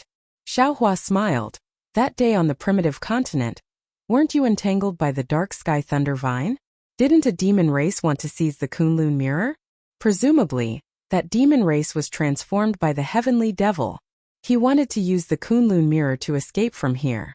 In other words, his soul can have the same ability as the Kunlun mirror. Not only that, Taoist which replied, I can vaguely feel that there is a great power in the soul. This power might be even stronger than the magic power of the Taoist sect. If we can control this power of the soul, we won't have to be afraid of facing immortal Emperor Gaochen and Vairocana revered Buddha. The power of the soul. That's the power of reincarnation. How can an ordinary cultivator comprehend it? Xiaohua couldn't help but sigh when he thought of Netherworld and Xue Xue. Haha, fellow Taoist, you have a good character. No one in the entire 3 realms can compare to you. If you can't comprehend it, it's even more impossible for others. Wen Chu said with a smile. Now, it's naturally impossible. However, that doesn't mean it won't be possible in the future. Xiaohua replied proudly. I think that the soul is the core of soul cultivation. Now, the million soul cultivators in Meng Mountains are divided into 13 branches, and each branch cultivates a different soul cultivation. Aren't they also neglecting the essentials? If fellow Taoist which wants to cultivate Confucian cultivation to the extreme, you still need to carefully comprehend the power of the soul and find the essence of it. That's right. Taoist which also sighed and replied, fellow Taoist is right. I have also been thinking hard about this recently. Now, even though we've obtained the inheritance of the soul cultivator, all the cultivation within it seems to utilize the energy of the soul, the energy of the bloodline, the energy of negative karma, and so on. Even though it seems very mysterious, its might can't compare to the Tao sect's techniques. In fact, it wasn't even as good as the green seal script that I had cultivated earlier. Just like what fellow Taoists said about the Confucian cultivators, we soul cultivators seem to have lost our way in the long river of time. The green seal text is definitely the right direction. Xiaohua nodded, because the spirit techniques of the 13 branches can be traced back to the source using the green seal text. However, green seal runes were far too difficult to cultivate. That was why the adepts had no choice but to seek shortcuts. The more shortcuts one took, the more one would forget the real path. But what was the essence of the green seal text? Was it a soul? The power of the soul? Speaking up to hear, Xiaohua suddenly laughed involuntarily. He waved his hand and said, I think too much. With our realms and the 3 continents we are currently in, it is very unlikely that we will be able to obtain the correct answer. Fellow Taoists should take one step at a time, slowly cultivate, and slowly search. Perhaps after a long time, when we suddenly look back, we will find the answer. At that time, when we think about tonight's discussion, we will definitely have some thoughts. That's right. If we didn't go to the Heaven's Prison and experience the ruins and the Great Desolate Continent, how would we know so many secrets? Since we know that there is such a wonderful place in the outer world, we naturally have to work harder and strive to have the ability to go there as soon as possible. Naturally, this little one is somewhat regretful. When Chu said thoughtfully, "Why didn't we stay in the higher world? Since that is where we will go in the future, why did we return to the 3 continents? Why did we have to cultivate diligently before going to the higher world?" Xiaohua smiled and said, "Not to mention that the Great Desolate Continent is an incomplete Great Desolate Continent with time turbulence outside. That is a place that even the Hualu heavenly demon doesn't want to stay in. How good could our fate be if we stayed there? Although I don't know why the dragon god and the previous Maitreya Buddha reincarnated, I feel that it has something to do with them wanting to leave the Great Desolate Continent. Moreover, the ruins." Speaking up to here, Xiaohua's smile disappeared. Instead, he looked up at the bright stars in the night sky and said bitterly, "Under the Great Desolate Star Storm, I don't know if the ruins can still exist. Will you Mingxin and Wu Tian be able to escape with their lives? We understand fellow immortal's heart." After a while, when Chu continued, "That place may be suitable for fellow immortal, but it is not suitable for this little one and the other fellow immortal. There is another layer of meaning." Xiaohua nodded.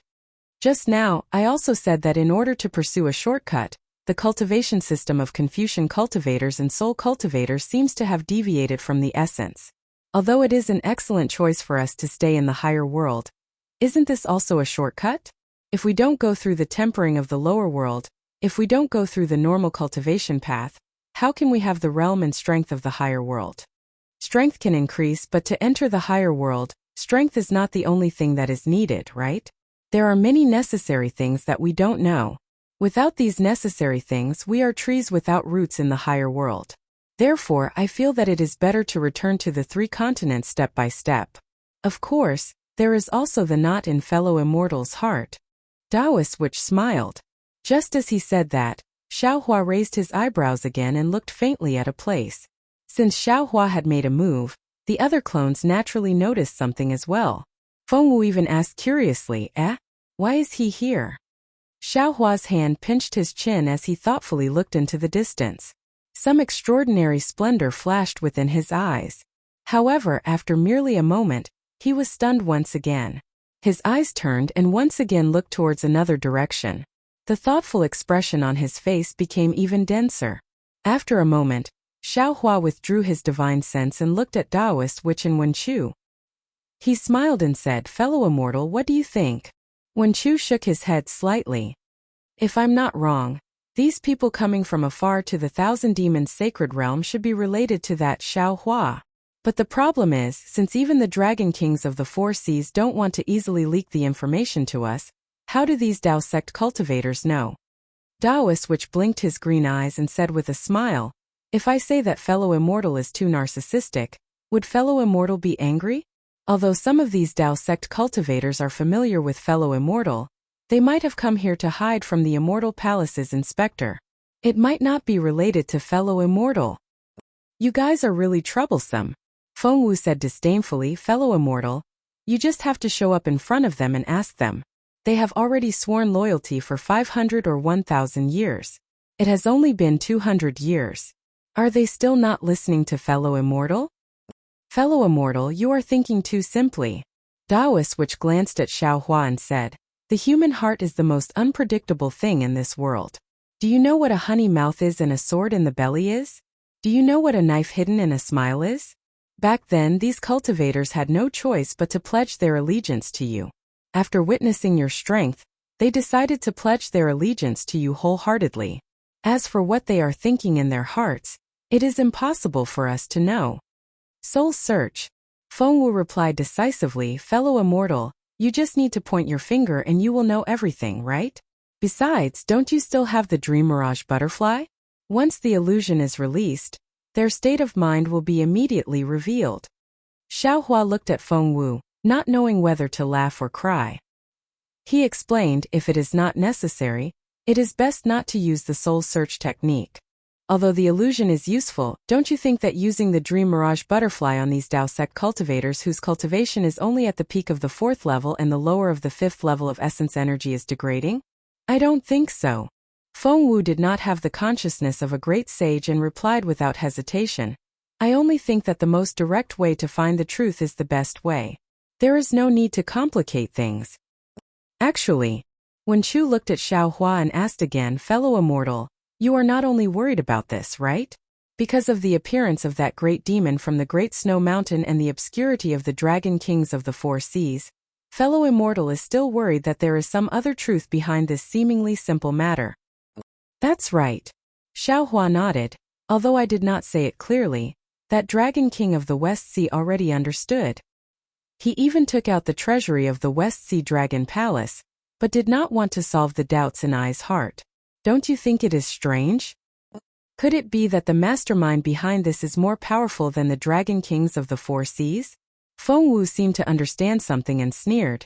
Is it that great sage of the dragon clan called the Profound Armored Pentaceratops? If so, I would like to see what kind of extraordinary methods this great sage of the dragon clan has. On the surface, in the Thousand Demons Sacred Realm, the Profound Armored Pentaceratops is the most likely to be interested in the 5-clawed golden dragon. But on a deeper level, since the Dragon Kings of the 4 seas dared to make a move on Ai, some elders of Dragon Island might not dare to. Xiaohua said again, oh, also the death of Ao Qian, the 4th prince of the South Sea Dragon Palace, was too strange. Although Ao Concrete cared about his face and only said that Ao Qian committed suicide, I feel that things are not that simple. How could Ao Qian suddenly have the guts to kill 3 princes in the South Sea Dragon Palace? Fellow immortal, you mean? Feng Wu frowned. Behind all this is most likely an elder of Dragon Island? That's right. Xiaohua sighed. That Ao Jia has caused Ai to be in trouble. A dragon master with an undeserved reputation. TSK, how much trouble has he caused? Fellow Taoist, you've changed the topic and confused fellow Taoist Feng Wu. Taoist, which said with a smile, we're going to find out who's behind this, but it's still too early for that. Chapter 43-29. Feng Wu glared at Taoist Wu and said with dissatisfaction, who says I's confused? It's just that these Taoist cultivators are too weak and can't know the truth. You don't want to use your divine ability to get the results from them, and want to use other methods. It's not that I don't know, I just feel that if we interrogate great demons during the day and stop at night when we meet Taoist cultivators, it's like we're selling dog meat under false pretenses. Indeed. Xiaohua nodded with satisfaction. However, great demons are different from Taoist cultivators. My fortune gate will definitely become the pillar of support for the rise of Taoist sects in the 3 continents. These Taoist cultivators will also be a great help. I have to reconsider their loyalty. Don't forget that some things can be tested and some things can't be tested. If you face human nature directly, many people won't be able to withstand this kind of test. In the end, both sides will lose. Wen Chu suddenly interrupted and reminded him. Oh, Xiaohua was stunned. He looked at Wen Chu and said, you actually know this? It's worthy of celebration. This might be what I think, but, Wen Chu said meaningfully, a lot of it is what you think in your heart. We just inherited it from your memories. Xiaohua smiled. He knew that Wen Chu was reminding him that even though he had many clones, they had all inherited his thoughts and thoughts after all. It was best that the tragedy that Buddha Subhuti had suffered that day did not happen again in the future. Xiaohua didn't say anything in this regard. After all, he didn't want this kind of thing to happen. However, there were many temptations in this world, and cultivators had to face many difficulties. No one knew what would happen in the future. As long as there was more trust between each other and less suspicion, even if there were some disasters, there would be a time when the rain would pass and the sky would clear up. Taoist Wu and Taoist Wen Chu returned first. Xiaohua thought for a moment and instructed, all right, be careful. Taoist Wu and Wen Chu cupped their hands and entered the space. Xiaohua then said to Feng Wu, how much of your strength can you conceal now? When Feng Wu heard this, She retracted her aura and turned into a star. Monstrous race, monstrous race. Then, he proudly said to Xiaohua, "This poor Taoist is now in the devouring space realm. Everything in the world can be devoured by this poor Taoist. Even the power of the stars and moon is no exception. Therefore, this poor Taoist can conceal his strength at will." Xiaohua looked at Feng Wu from head to toe and said with a smile, "Although fellow Taoist has concealed your strength, do you think that your aura can escape the detection of the 1,000 demons, sacred realm demons?" Well, Feng Wu thought of the few great demons and demon beasts he encountered during the day and hesitated. After a few seconds he shook his head and said, "It's an instinctive perception. I can't guarantee it." "Forget it," Xiaohua said with a smile. "Fellow Taoist, you should go back and rest first. I will go there myself." "Fellow Taoist?" Feng Wu asked in an unconvinced manner. "Do you really think you can fool them?" "Of course." Xiaohua smiled and transformed into the shape of a python dragon. At the same time, he took out the hallucinatory pearl and placed it in his mouth. In an instant, a python dragon aura appeared in front of Feng Wu. Even with Feng Wu's cultivation, she couldn't detect any flaws. Damn it! Feng Wu was truly in awe. How could I have forgotten about this hallucinatory pearl? Fellow Taoist, you used the 1,000 illusion pearl to transform into a demon from the Enlightenment Star realm. Such a demon can be found everywhere in the 1,000 demons sacred realm. You don't even need to waste your time scheming. You just need to fabricate a story to confuse these Tao sect cultivators, right? I didn't think too much. Xiaohua said with a smile, "This dragon clan's 1,000 illusion pearl still has a bit of dragon chi. I can transform into the shape of a python dragon and cover up this flaw." "Oh, the crown prince of the North Sea Dragon Palace didn't seem to notice when you transformed into a demon with the 1,000 illusion pearl." Feng Wu said curiously, "How could the cultivation of that time be compared to today?" Xiaohua explained, "When I took out the hallucinatory pearl, I sensed the dragon clan's aura in it. Although it was very faint, it was still there." "Forget it. I will also go back to cultivate. If fellow Taoist needs feel free to ask I to come out."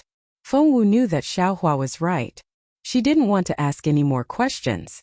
She stretched and said a few words before returning to the Shanhua continent to cultivate. Xiaohua looked into the distance.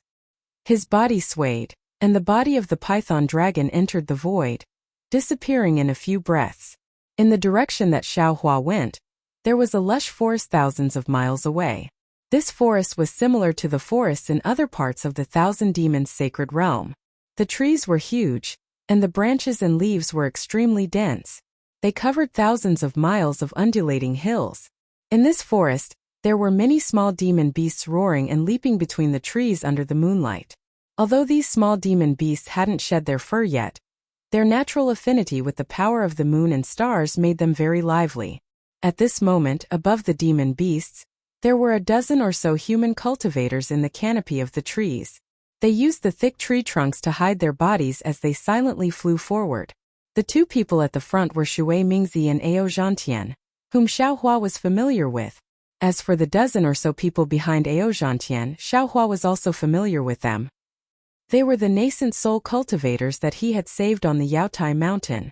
They were also the dozen or so nascent soul cultivators who had pledged their loyalty to Xiaohua. Whoosh! Just as Shui Mingzi, Ao Zhantian, and the others were flying, a pitch-black bat-like demon beast that was over 200 feet in size flew out from a hill about 10 kilometers in front of them. Although the sound of it tearing through the air was extremely soft, it created ripples in the air like boiling water. These ripples spread out in all directions, and the demon beasts that were celebrating in the forest immediately fled. However, before they had a chance to escape, the ripples had already caught up to them. Wherever the ripples passed, many of the small demon beasts fell to the ground like dumplings. There were even some thick and sturdy trees that were letting out creaking sounds. Thin lines could be seen on the surface of these trees, making for a very strange sight. Kacha! A very soft sound came from the canopy of the forest. The pitch-black bat-like demon beast immediately stopped in midair in alarm. Its hideous head that was hidden in the darkness of the night turned slightly. Cough cough. A sound similar to that of a human coughing sounded from the head as it charged toward the canopy in the distance. Boom boom boom. As the sound passed, The branches above the canopy were all reduced to dust. A passageway that was over 300 feet in size was revealed in the canopy of the canopy. However, the passageway stretched for several dozen kilometers, and the sound gradually faded away. The pitch-black bat-like demon beast also didn't discover anything strange within the canopy of the canopy. Squeak, squeak. The demon beast let out a few low cries as if it was saying something. Then it spread its wings and charged out of the canopy. Boom, boom. The invisible power of the moon and stars fell from the sky, enveloping the demon beast's body. The demon beast spun a few rounds happily under the power of the moon and stars before flying toward a mountain peak in the distance. After the time it took to brew a cup of tea, a Tao sect cultivator with half of his Taoist robe torn appeared above the passageway that had been blasted open by the bat-like demon beast. His face was flushed with embarrassment. In the other hand of this cultivator, there was a small demonic beast that had been imprisoned. At this moment, the small demon beast was struggling with all its might under the restraint of the cultivator. Sparks were flying out of its mouth and nose from time to time. However, regardless of whether it was sound or light, not a single sound escaped from the cultivator's restraint. The night sky was still as tranquil as ever. After the human cultivator appeared, Shui Mingzi, Ao Zhantian, and the others also appeared on the treetops several hundred feet away with nervous expressions on their faces. A trace of displeasure flashed through Ao Zhantian's eyes as he scolded, "Fellow Taoist exile, what's going on here? Why were you so careless?" The embarrassment on fellow Taoist exile's face hadn't faded away, and when he heard Ao Zhantian's scolding, he became even more embarrassed.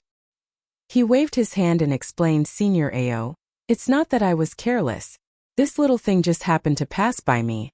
I remember Senior Shui saying that although the 1,000-demon Holy Realm demon beasts aren't very powerful, they are extremely vigilant. If you provoke them, you will definitely attract the attention of other demon beasts. I didn't dare to be too careless, so I used my magic power to restrain this little thing. In fact, the sound just now was also made by this little thing." Fellow Taoist exile was a nascent soul stage grandmaster, so how could he be so careful with his words? However, in front of Ao Zhantian and Shui Mingzi, he had no choice but to lower his guard. This was because Ao Zhantian and Shui Mingzi had already broken through the nascent soul stage and reached the out-of-aperture stage. They had truly become Origin Chi grandmasters of the 5th level. In a mere 200 years, 2 late nascent soul stage Taoist sect cultivators had actually broken through the taboo of Confucian cultivation and reached the out-of-aperture stage in one go. This greatly shocked fellow Taoist exile. This wasn't just a matter of personal strength, but also the strength of the forces behind them. Apart from shock, fellow Taoist exile could only feel envy. Unfortunately, Ao Zhantian didn't pay any attention to fellow Taoist exile's explanation.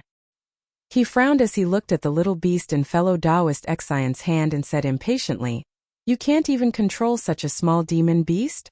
How am I supposed to reprimand you? Are you still a nascent soul stage cultivator? If you screw up the entire plan, don't blame me for being impolite to you." Back when Ao Zhantian was only a late nascent soul cultivator, he was already extremely arrogant. Now that he was an out-of-aperture supreme grandmaster on the hidden immortal continent, he was even more arrogant than before. Cultivator Exine was a nascent soul cultivator, but in his eyes, he was no different from an ordinary disciple. He didn't hold back at all when he scolded him. "Yes, Junior knows his mistake. I will definitely be more careful in the future." Fellow Taoist Exine lowered his head and muttered. Magic power flickered in his hand, and with a schwa, the little demon beast didn't even have time to cry out before it was crushed into meat paste. Chapter 43:30. Damn it! Without waiting for Cultivator Exine to raise his head, Shui Mingzi's expression changed and he angrily cursed, "Didn't this old man say it before? Unless absolutely necessary, don't kill any demon beasts." Cultivator Exine was slightly angered by the fact that he was being scolded by 2 out-of-body martial grandmasters.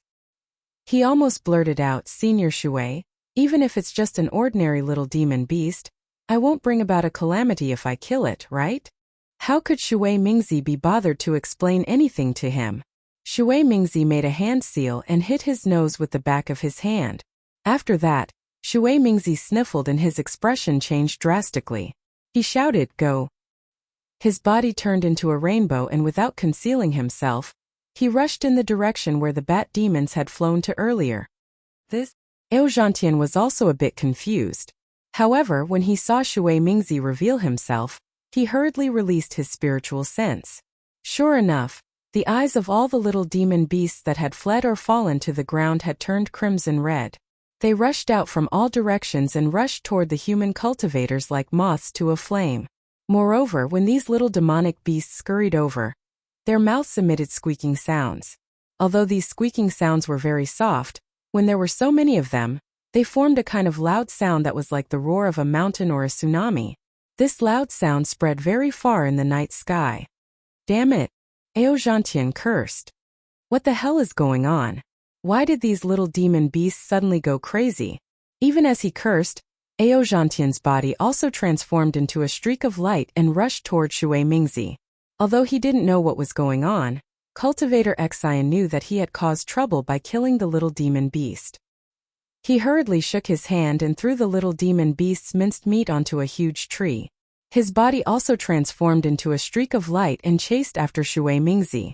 But what this cultivator surnamed Xian didn't know was that the little demonic beast's flesh was somewhat strange. When he killed the demonic beast with a shake of his hand, a few strands of its blood seeped through his magic power and landed on his Taoist robe. Let's go, let's go. The group of nascent soul cultivators also didn't dare to tarry and flew into the distance. Not long after the human cultivator left, hundreds of small demonic beasts arrived first. They effortlessly discovered the corpses of the small demonic beasts killed by the cultivator surnamed Xian. Squeak, squeak, squeak, squeak.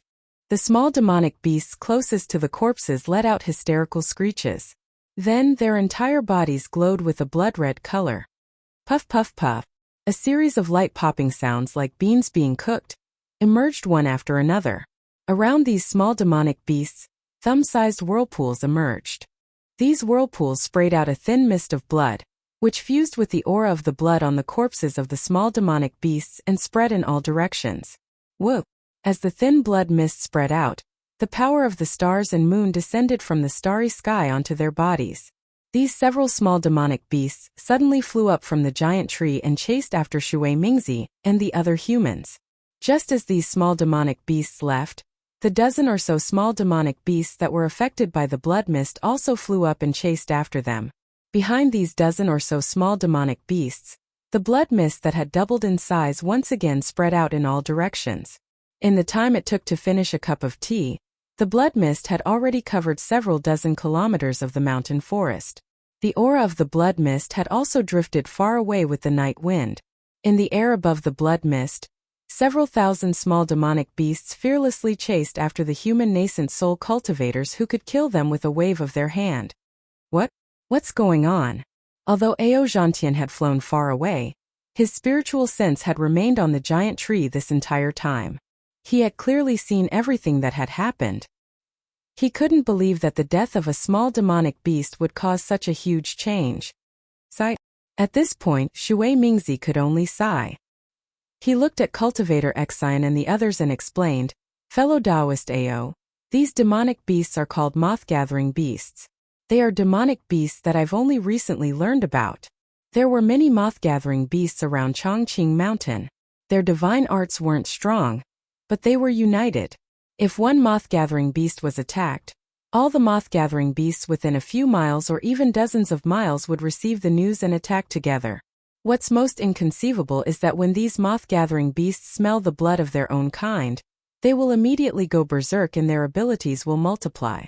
What's more, the moth-gathering beasts have the word moth-gathering beast in their name, which means that they're like moths that fly into a flame. Once these moth-gathering beasts go berserk, unless there's a special reason, they'll definitely chase after their prey with no regard for their lives." With that said, Shui Mingzi raised a hand and pointed at the shadows that were flying out from the darkness behind him. He smiled bitterly and said, "As for the rest, I don't think I need to explain further, do I?" Looking at the black shadows that were flying out like waves, the cultivator surnamed Xian was also helpless. He could only open his mouth again and say, "This junior really doesn't know." Shui Mingzi smiled faintly and waved his hand. This matter isn't entirely fellow Taoist Xian Ping's fault. It's also this old man's fault. Although this old man said that we can't casually attack them, I didn't mention any specific taboos. These moth-gathering beasts look nothing more than ordinary cattle and sheep on the hidden immortal continent. Who would have thought that they would have such powerful natures? Yes, the cultivator named Xian Ping's expression relaxed slightly. After a few words of agreement, he hurriedly asked Senior Shui, what should we do now? This junior sees that Senior already has a card up his sleeve.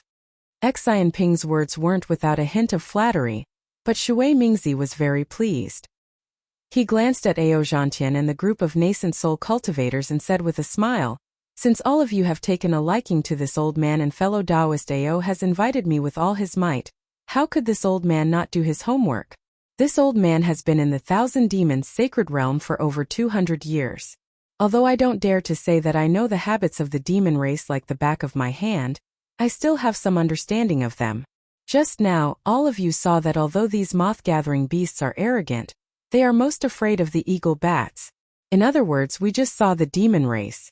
As long as we get too close to the eagle bats, these moth-gathering beasts will definitely retreat. So that's how it is. Ao Zhantian came to a realization and nodded. We'll have to trouble you, fellow Taoist.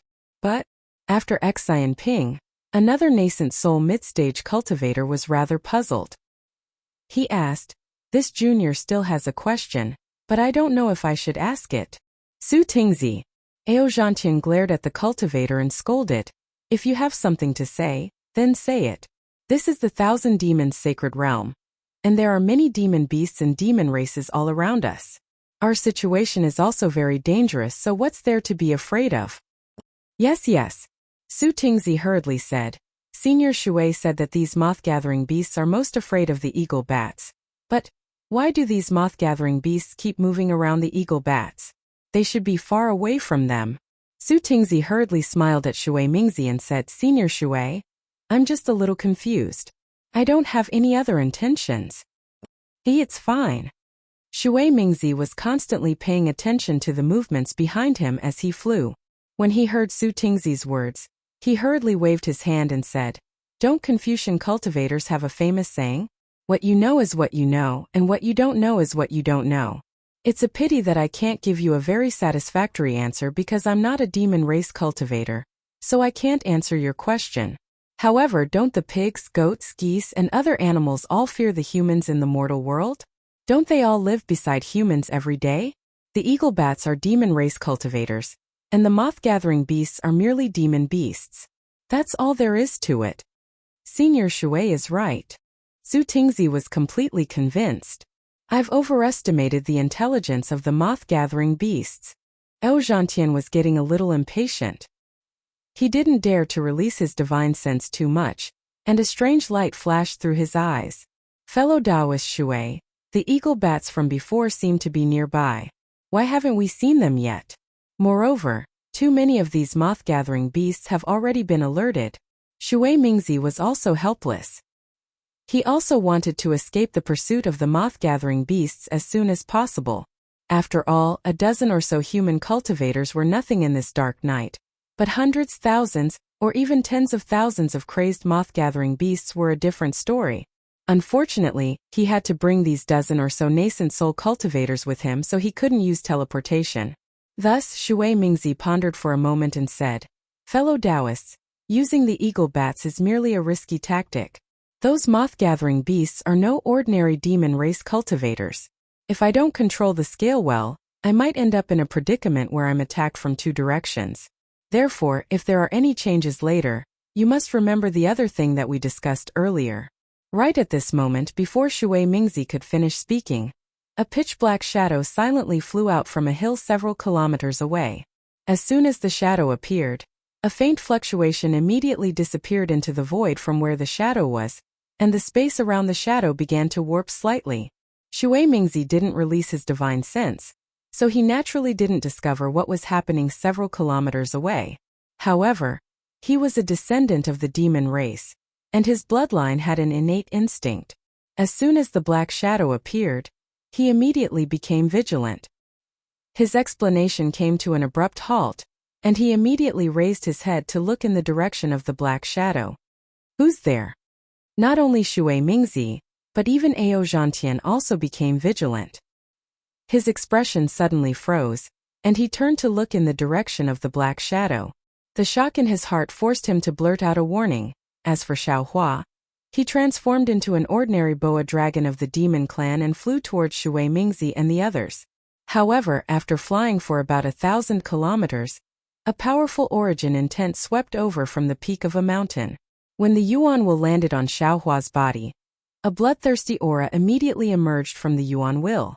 Xiaohua's brows slightly furrowed as he stopped and cast a sidelong glance at the mountain peak. Under the stars and moon, he saw a bird that was close to 100 feet in size spreading its wings. Pillars of light from the stars and moon continuously landed on its wings. Within the pillars of light, the ferocious bird's eyes were clearly visible. Chapter 43-31. Xiaohua snorted coldly and scanned the area with his divine sense. Buzz! Above the mountain peak, a huge divine sense came crashing down like a hammer. Not only did it seal the night sky, but it also scattered the light beam of the moon and stars. The ferocious bird turned pale with fright. It urged its demonic body, seemingly wanting to flee. Boom!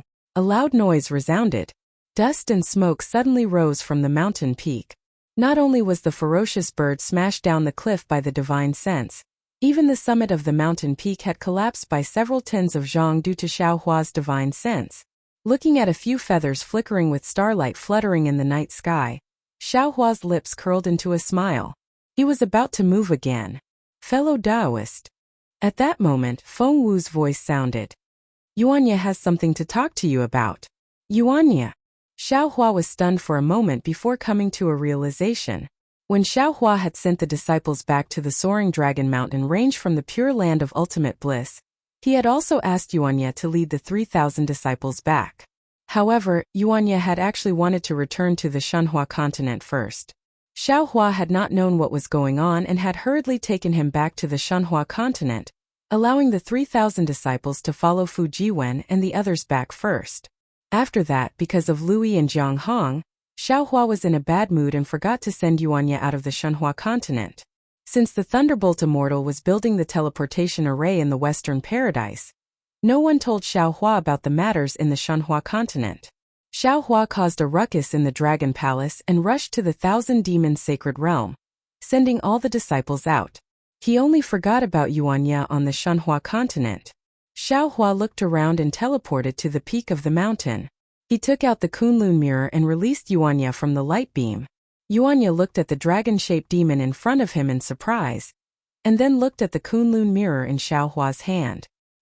He bowed and said, "Disciple greets Uncle Master." Xiaohua didn't say anything. Under the moonlight, he carefully sized up this disciple in front of him. Yuanya was the first disciple he met after he got lost in the hidden immortal continent. He was also the one who had the most rough experience, especially Yuanya's heart. He was hurt by his parents when he was young, and then by Jie Wu. It could be said that in Yuanya's heart, the human race couldn't compare to the demon race, or even the demon race. Suddenly, Xiaohua wanted to go to the mystic Jade Dark Forest where Yuanya came from and see if he could find his true origin. Martial uncle? Xiaohua was somewhat absent-minded. Yuanya didn't dare to get up. He hesitated for a moment before asking in a low voice, "Where is disciple's master?" And Xiaohua responded. He put away the Kunlun mirror and the 1,000 illusion pearl and returned to his original appearance. He smiled and said, "Master is right here. Disciple, what do you need?" "Master," disciple greets master. Seeing Xiaohua appear, Yuanya wasn't surprised. He bowed once again. His etiquette was very thorough. Although Yuanya's thoughts were pure, he also understood that his master's abilities were vast, and he definitely couldn't measure them. It wouldn't be strange for him to transform into anything. However, after bowing, a hesitant expression appeared on Yuanya's face. "Oh, previously I had forgotten that you were on the Shanhua continent. Your disciples have already followed Fujiwen back to the soaring Dragon Mountain range. This place is already in the Thousand Demons Sacred Realm, You don't have to return. Xiao Hua thought that Yuanya wanted to volunteer to return to the hidden immortal continent, so he hurriedly helped Yuanya up apologetically. However, the moment Xiao Hua helped Yuanya up, Xiao Hua suddenly froze. He looked at Yuanya with wide eyes and said in surprise, "That's not right." "Yeah. When have you been so polite to your master?" "Ha ha ha, so that's how it is." At this point, Xiao Hua had already seen the expression on Yuanya's face. At this moment after Xiao Hua exposed him, a trace of embarrassment appeared on Yuanya's face. Thinking about how Yuanya wanted to return to the Shanhua continent after leaving the Shanhua continent, how could Xiao Hua not know what Yuanya wanted to say to him? "Master." Yuanya was actually a little bashful and said in a low voice, "So you already know." Disciple knew that I couldn't hide it from Master. Yes. Xiao Hua's mood was really good. It was as if the stars in the sky were shining brightly. He nodded vigorously and said, "Master didn't know before, but now I know. Tell me, who is she?" Master doesn't seem to have heard Jiang Hong and Chang Yuan mention it. Yeah, you hid it so well. Not to mention Master, even your uncle Master Lei Ting didn't know. Saying that, Xiao Hua took out the Kunlun mirror again, and prepared to invite Yuanya's lover out from the Shanhua continent. "Master," Yuanya replied in a low voice, "it's just a recent matter. Junior brother and junior sister. Don't know disciple, also don't know, so I want Master to make a decision for disciple." Xiao Hua smiled and pinched his chin as he looked at Yuanya, whose face was a little red and whose breathing was a little hurried. How could he not know that Yuanya, this 1,000-year-old iron tree, had already bloomed? His heart that was hurt by Diawu had already healed. Xiao Hua sighed. That day, Master had said that he would find you a fairy maiden from the immortal palace, but who would have thought? You were so quick to act and actually found a soulmate in the fortune gate. It seems that Master has broken his promise. Master Dar is a fairy. Yuanya was anxious and actually misunderstood Xiao Hua's meaning. He hurriedly replied, "Ah?" Xiao Hua was dumbfounded and said in shock, "You're talking about Dyer?" "Yes." Yuanya saw Xiao Hua so shocked and didn't know what happened. The embarrassment on his face immediately disappeared and he replied, "It's Dura. She said she's not a cultivator from the Shanhua continent. She's from the 10,000 demon realm. She's a fairy." Looking at Yuanya's anxious appearance, Xiao Hua looked at the Kunlun mirror in his hand. As his fingers shook, the Kunlun mirror looked like an ordinary bronze mirror in Xiao Hua's hand. The moonlight was like water, sprinkling on the surface of the mirror. Light and shadow flickered from time to time, making Xiao Hua a little confused.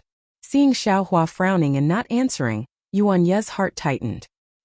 He didn't dare to say anything, biting his lips and staring at the ground. Xiao Hua's heart was really in a mess. The space was his biggest secret.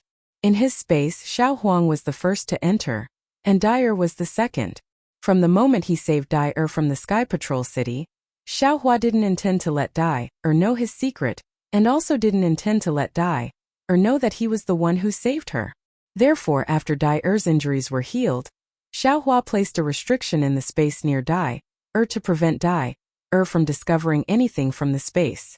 Xiao Hua was waiting for a suitable opportunity to throw Dyer out of the space, just like the rainbow-colored conch. Of course, this suitable place should be the Dawn Rain continent. However, before he could return to the Dawn Rain continent, Dyer actually became acquainted with Yuanya. Thinking of Dyer's intelligence when she was a child, thinking of Dyer going through the yin and yang in his space, and then looking at the simple and honest disciple in front of him, Xiao Hua didn't need to think to know what Dyer had learned from Yuanya.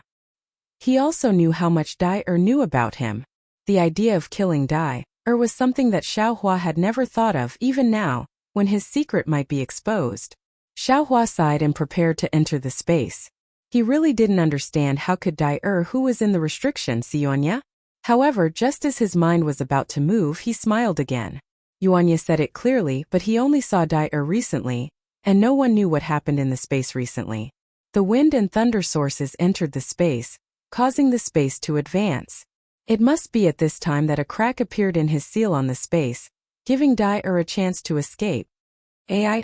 Xiao Hua sighed. The Kunlun mirror in his hand stopped flipping, looked up at the full moon and said after a while, "Fate. Wonderful." Xiao Hua's thoughts were thousands of times, but at this time he could only turn it into this sentence. Thinking about it, one was the monster clan of the 10,000 demon realm, the other was the wolf of the hidden immortal continent. The two were originally unrelated, but because of the existence of Xiaohua, the two were pulled together. If it wasn't fate, how could it be explained? And Xiaohua was really the Moon Lord once again. Master. Seeing Xiaohua sigh, Yuanya tentatively said, "Disciple." A smile appeared on Xiaohua's face, and he sat down cross-legged and asked, "Disciple, don't worry, Master will support any choice you make. Tell me, how did you meet Dai?" Seeing Xiaohua's kind tone, Yuanye's heart was relieved. He sat opposite Xiaohua and said, "When Master was in the great desolate continent, didn't you want to bestow the demonic spear to Disciple? It was just that Disciple was unable to control the demonic intent in the demonic spear. So Master didn't give the demonic spear to Disciple. After Disciple comprehended the demonic intent in the demonic spear, it was difficult for Disciple to calm down. So Disciple returned to the Shunhua continent and found a place to gain experience. Just when Disciple flew to a barren place, a strange crack suddenly appeared in the air. That crack was very strange, and ordinary magical powers couldn't break it. Disciple used the Big Dipper magical fist to pass through by luck, and there Disciple saw a lake as quiet as a fairyland, and Dyer, who was as white as snow, was flying by the lake. After Yuanya finished talking about the process of how he met Dyer, Xiaohua secretly nodded. Just as Xiaohua had expected, the spatial anomaly had destroyed the restriction sealing Dyer. However, Dyer didn't escape from the restriction as Xiaohua had expected, and instead she chose to stay by the lake. Yuanye's intrusion was purely coincidental, and this made Dyer very happy. Yuanye's sincerity and innocence made Dyer have a good impression of him. Dyer tried to ask Yuanya about the Shunhua continent situation, and Yuanya didn't hide anything. He even told her about the Fortune Gate situation, as well as the conflict between the Liu family and the Yu family. Dyer really didn't expect that there was such a wonderful world around her, and it was far from the barren desert she had imagined. Chapter 43-32. Dyer naturally asked about Little Yellow and Little Black, but Yuanya didn't know much about them, so he didn't say much. Then Yuanya accompanied Dyer to cultivate by the lake. The following days were unforgettable for Yuanya. The lake was beautiful, birds were singing, flowers were fragrant, and beautiful women were accompanying him. Yuanya, who had been lonely for thousands of years, seemed to understand something, and Dyer also saw warmth and love in Yuanya's eyes. Xiaohua, of course, didn't know about this. As soon as he returned to the Western Paradise, he dragged his disciples out of Shunhua continent and didn't care about Yuanye's location at all. Yuanya was erased from Dyer's sight by Xiaohua. Seeing that he was about to leave Dyer for the hidden immortal continent, Yuanya didn't know how long he would be gone. He wanted to go back to Shunhua continent to say goodbye to Dyer. Although Dyer was from the monster race, she was still a woman. When she saw Yuanya suddenly leave, she thought that he had met with an accident and was heartbroken. But later, after careful consideration, she felt that things were not so simple and became suspicious. When Yuanya appeared in front of Dyer in a panic, Dyer naturally asked him why he left. Yuanya was a very sincere person, and he had answered all of Dyer's questions without holding anything back. However, this was only limited to Shunhua continent. He didn't say a word about Xiaohua or the Kunlun mirror. But this time the disappearance put Yuanya in a difficult position. He didn't want to deceive Dyer, and he didn't want to reveal the secret of the Kunlun Wonderland before Xiaohua disagreed. Therefore he answered honestly. He wanted to report to his master first before answering Dyer. Dyer was even more interesting. She had never asked Yuanya about his master's name, and when Yuanya mentioned Xiaohua earlier, he only said master. Only now did Dyer realize something. She only asked Yuanya one question and didn't ask him about the reason for his disappearance. This question, of course, was Xiaohua's name. Disciple, you mean? Xiaohua narrowed his eyes and looked at Yuanya meaningfully. He asked, Dyer only asked for master's name, and then didn't ask about the fortune gate anymore. She only taught you how to be filial in front of master, right? Yes. Yuanya was never one to hide anything, so he answered honestly. Xiaohua laughed. In fact, there was no need to ask more. Xiaohua, These 2 words were enough for Dai to understand everything. Xiao Hua didn't know what Dai and the Empress had encountered in the Xiaoyu continent. However, Xiao Hua knew that Dai definitely knew about Xiao Huang and him. Since Dai had already seen Xiao Huang on the Shenhua continent and heard his name now, how could Dai not know that he was the one who had rescued her? How could someone as smart as Dai interrogate the honest Yuanya? She just had to wait for him to break it down with her. As for Dai teaching Yuanya to be filial to him, it was definitely because she didn't want Yuanya to be neglected in the sect, and thus attract his attention. Of course, Dai and Yuanya had only known each other for a short period of time. It was still too far away to talk about marriage. However, from Dai's narrow-mindedness, Xiao Hua had already seen some shadows of Chang Yuan and Jiang Hong. Dai is from the demon race of the 10,000 demon realm. She is also a servant that the Empress values. There is no need to talk about her origin. Xiao Hua thought to himself, just based on the fact that she had experienced the separation of yin and yang in this Zhao's space, her future advancement is definitely not comparable to ordinary demons. How can such a demon race with an immeasurable future be won over by others? Now that she can hit it off with Yuanya, it is both Yuanya's blessing and this Zhao's opportunity. How can Xiao Hua give it up in vain? This Xiao was previously worried about the leakage of the space's secret. Now that this Xiao has the Kunlun mirror as a cover, why would I still worry about this? Moreover, this Xiao didn't dare to ask about the Empress of the 10,000 demon realm because I was afraid that I didn't have the strength and would cause more trouble. Now that this Xiao has the cultivation of the 9th level of essence power, I have reached the peak of the 3 continents and even the Xiaoyu continent. No matter what the Empress of the 10,000 demon realm encounters in the Xiaoyu continent, this Xiao should be qualified to participate. It seems that the heavens have arranged for me to meet Dai. Thinking of this, Xiao Hua asked again, "Yeah, then the purpose of you looking for Master is to let Master explain to Dai?" "Yes." Yuanya nodded and said, "Without Master's consent, this disciple doesn't dare to tell Dai." "Good." Xiao Hua smiled and said, "You did well. Master asks you, do you like Dai very much?" This? Yuanya's face was a little hot.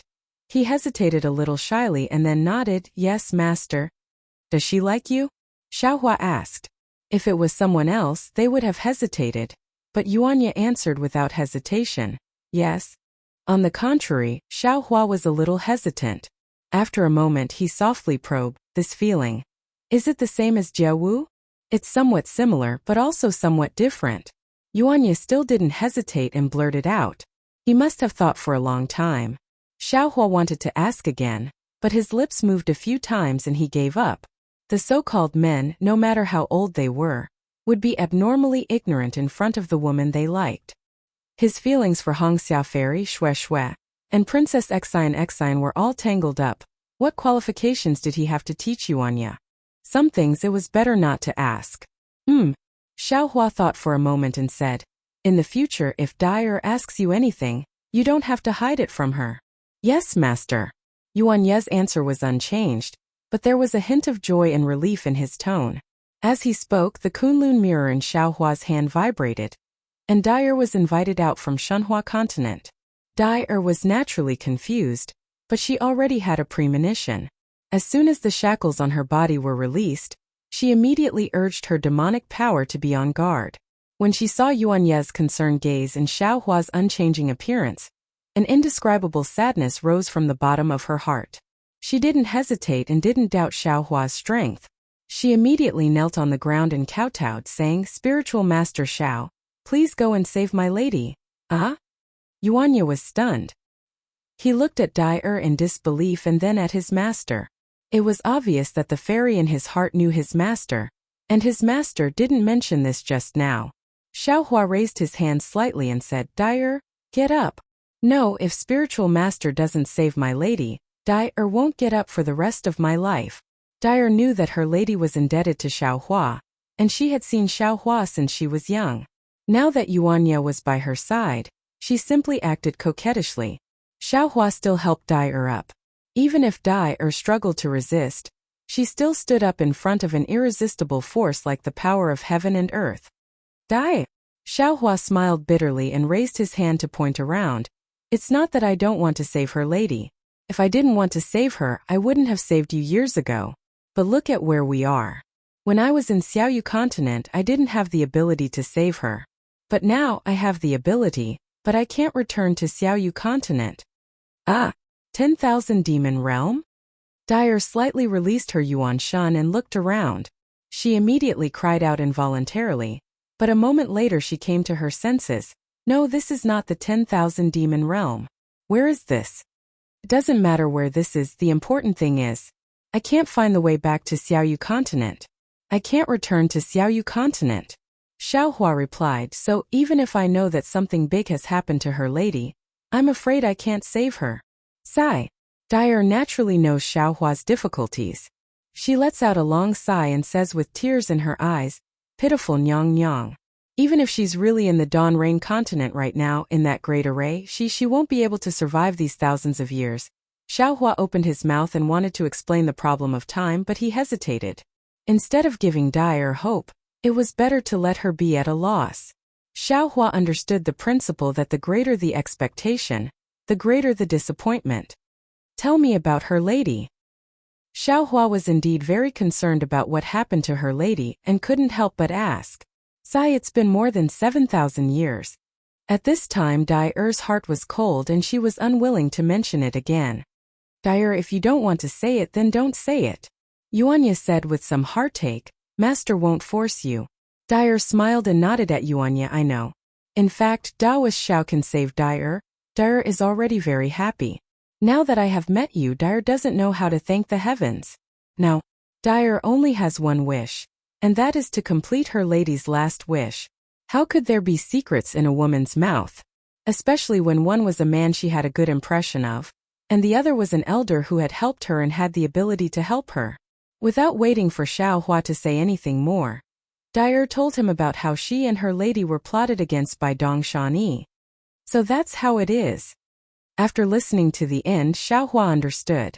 Dyer escaped from Dong Shani's hands, but after all, she was seriously injured and fell into the hands of the human race. She was brought to Sentry City to be auctioned.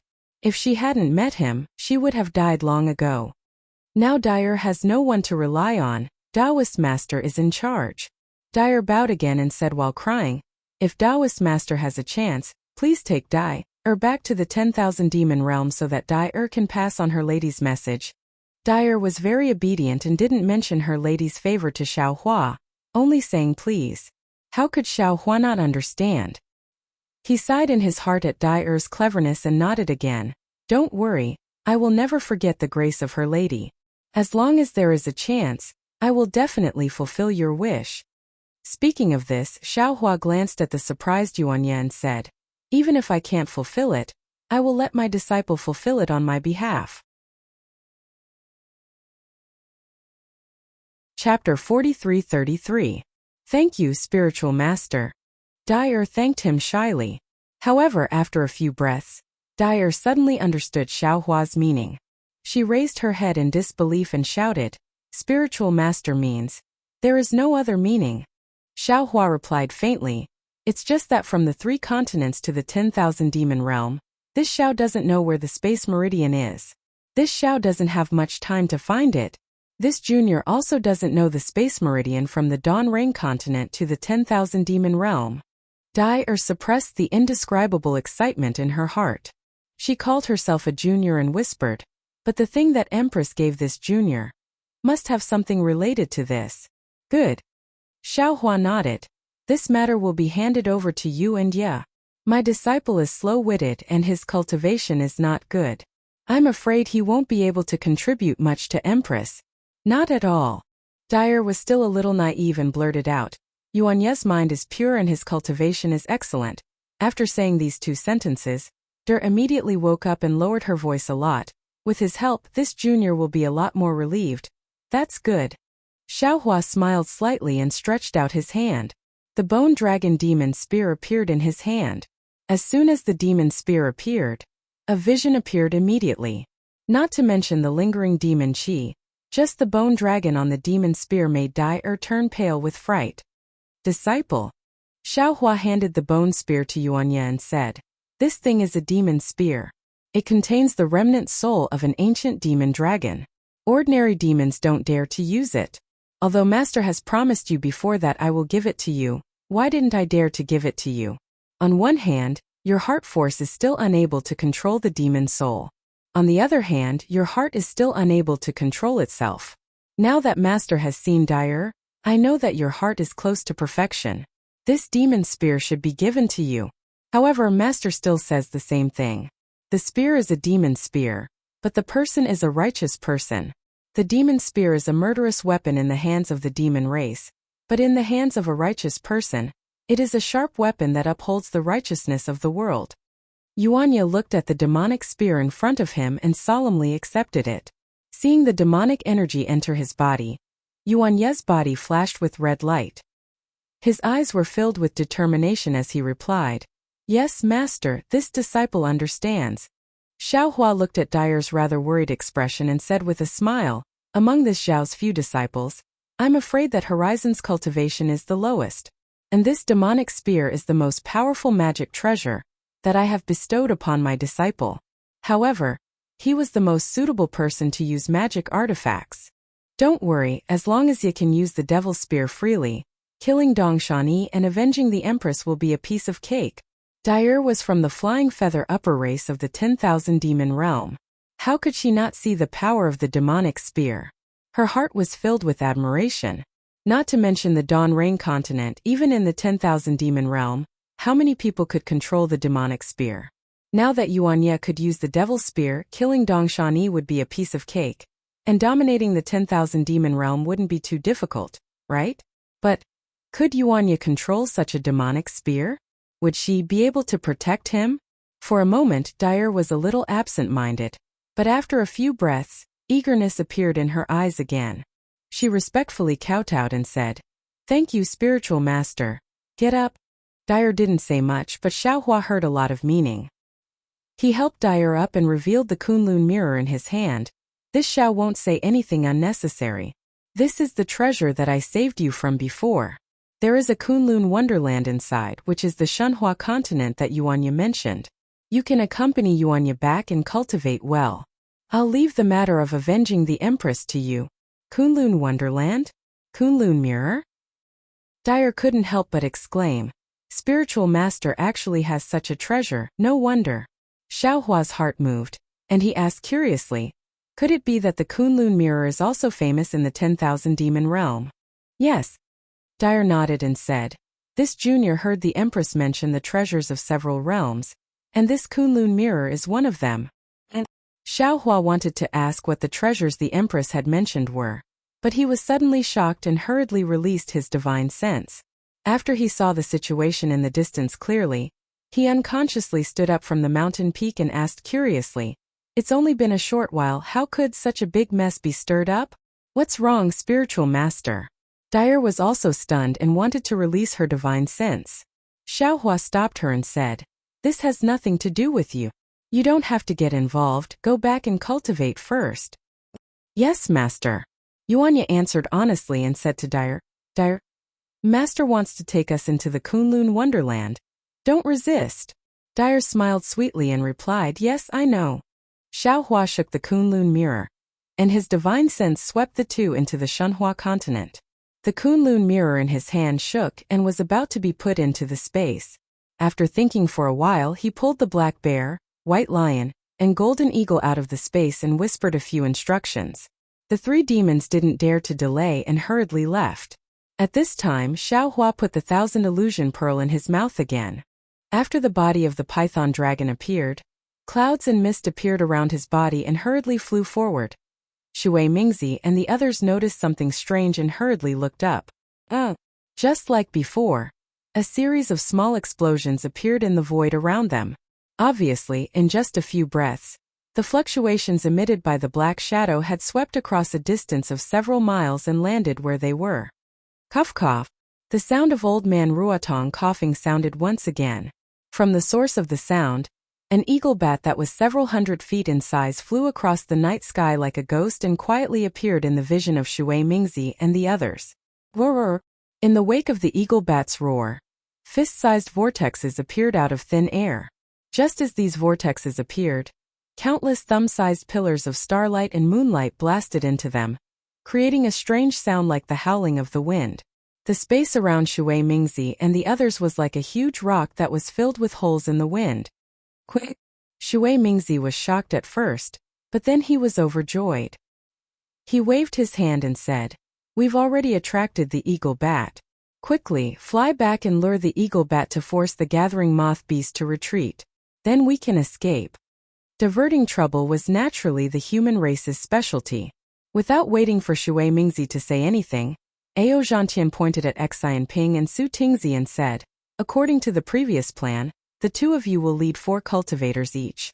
Fellow Taoist Shui and I will lead 5 each. We'll lure the eagle bat to fight the gathering moth beast and then take advantage of the chaos to escape." "Yes." Xian Ping and Su Tingzi nodded without hesitation. Their bodies moved, and they turned around to charge at the gathering moth beast that was chasing after them like a flash flood. 8 of the dozen or so cultivators also arrived like the wind. Their bodies flashed with brilliance as they prepared to face the attack. Remember, seeing the cultivators activate their magic power, Shui Mingzi felt an indescribable shock in his heart. He couldn't help but transmit his voice again, "Don't attack recklessly. We'll prioritize escaping. As long as the gathering moth beast stops chasing us, we'll leave immediately." "Fuck!" Ao Zhantian let out a strange cry, and his figure also rushed in another direction. He even said, "This daddy here is also a great master of the 5th level of elemental energy. Why do I feel like a grandson here? Why don't we just fly away? Why do we have to be so cautious?" Hee, as the saying goes, even a powerful dragon can't suppress a local snake. Shui Mingzi's figure also flew in another direction. He chuckled and said, "Although fellow Taoist Ao is a descendant of the dragon tribe, it's better to keep a low profile in the territory of the demonic beast tribe. If we just fly away, these gathering moth beasts definitely won't be able to catch us. However, if more and more gathering moth beasts appear, we'll attract the attention of other demonic beasts. We'll encounter even more difficulties in the future." Boom! Boom! Boom! Shui Mingzi's voice was quickly drowned out by the sounds of explosions. The whirlpool that was several hundred feet wide suddenly expanded, and like a hurricane, it covered an area of several dozen miles. Wherever the ripples passed, not only did the giant trees turn into dust, even the surface of the mountain rocks were shattered. Dust filled the air, and the ripples also landed around the dozen or so cultivators.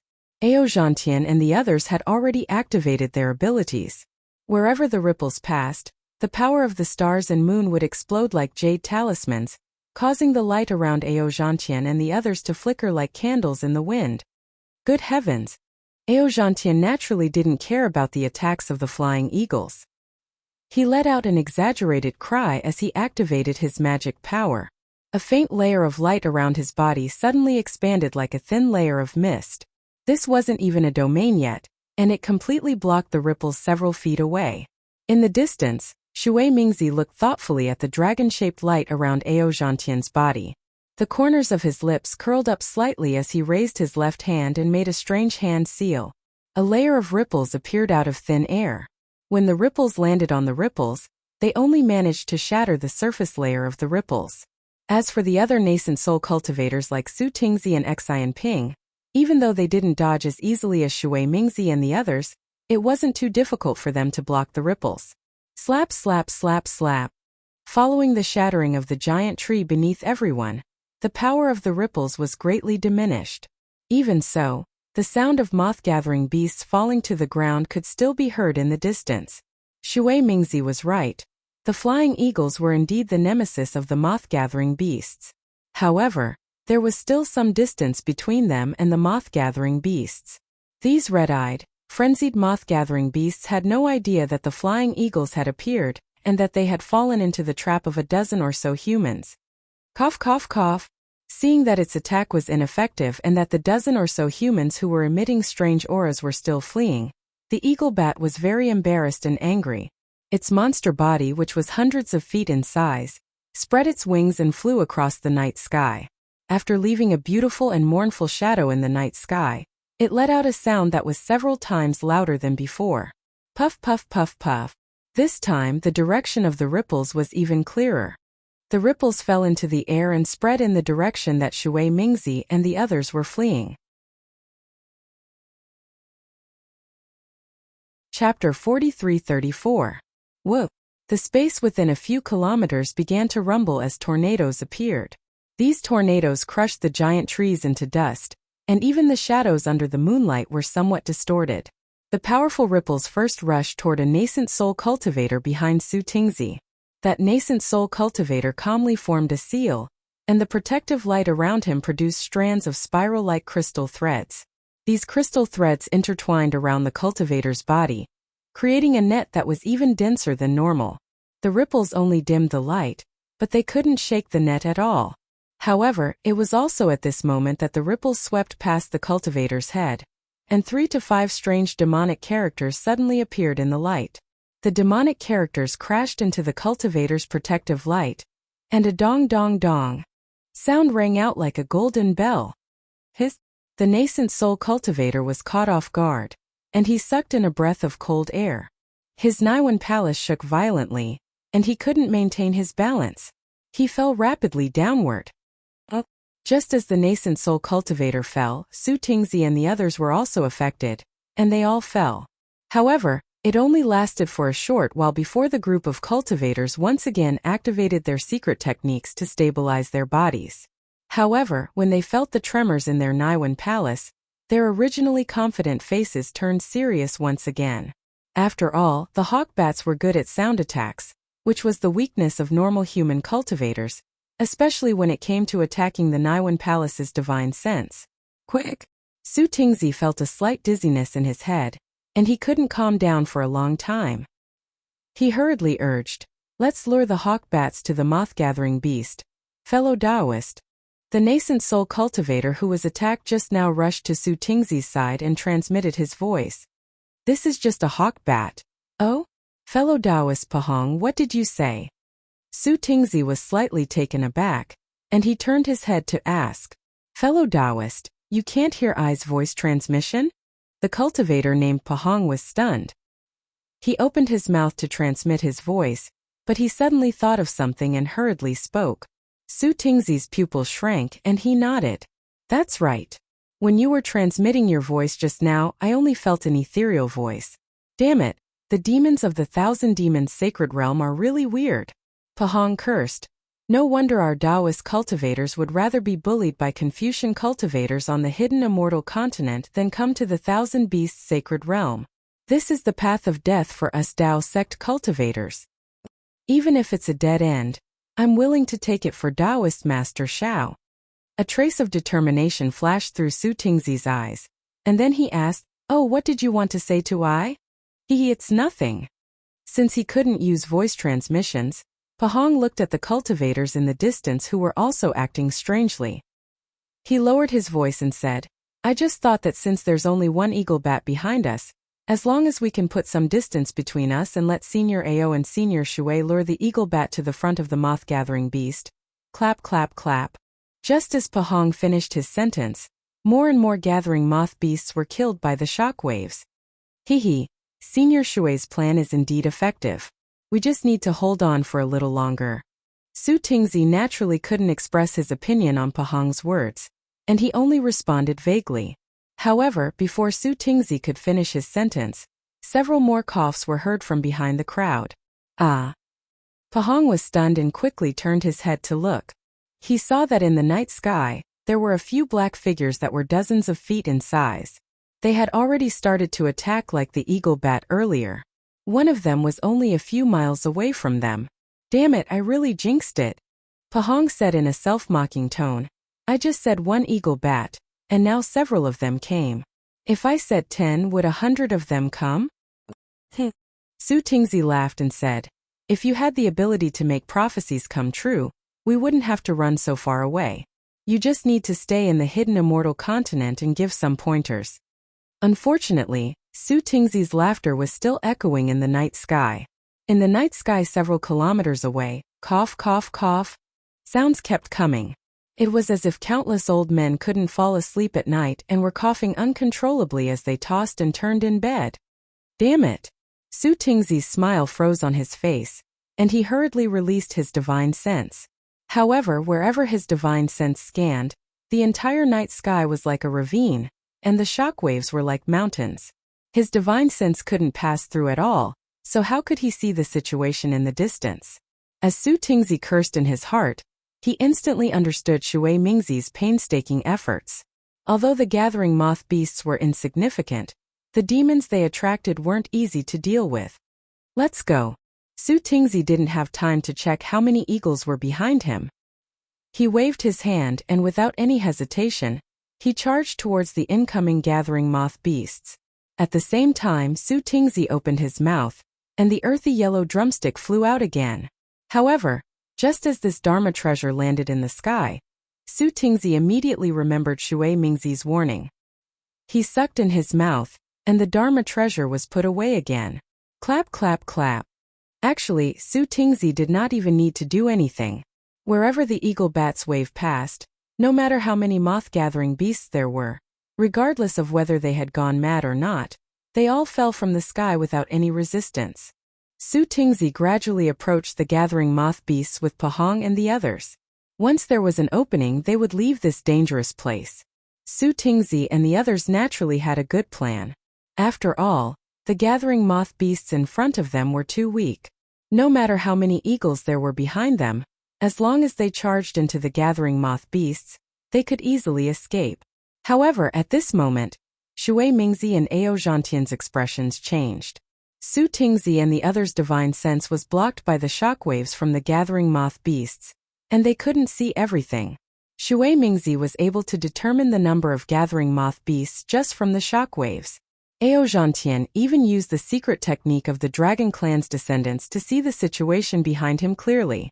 The development of the situation was far beyond Shui Mingzi and the others' expectations. At this moment, dozens of gathering moth beasts had already gathered in the night sky, and there was an endless stream of gathering moth beasts flying out from the hills behind them. Shui Mingzi and the others could only break through the frenzied gathering moth beasts if they wanted to. Fellow Taoist Ao.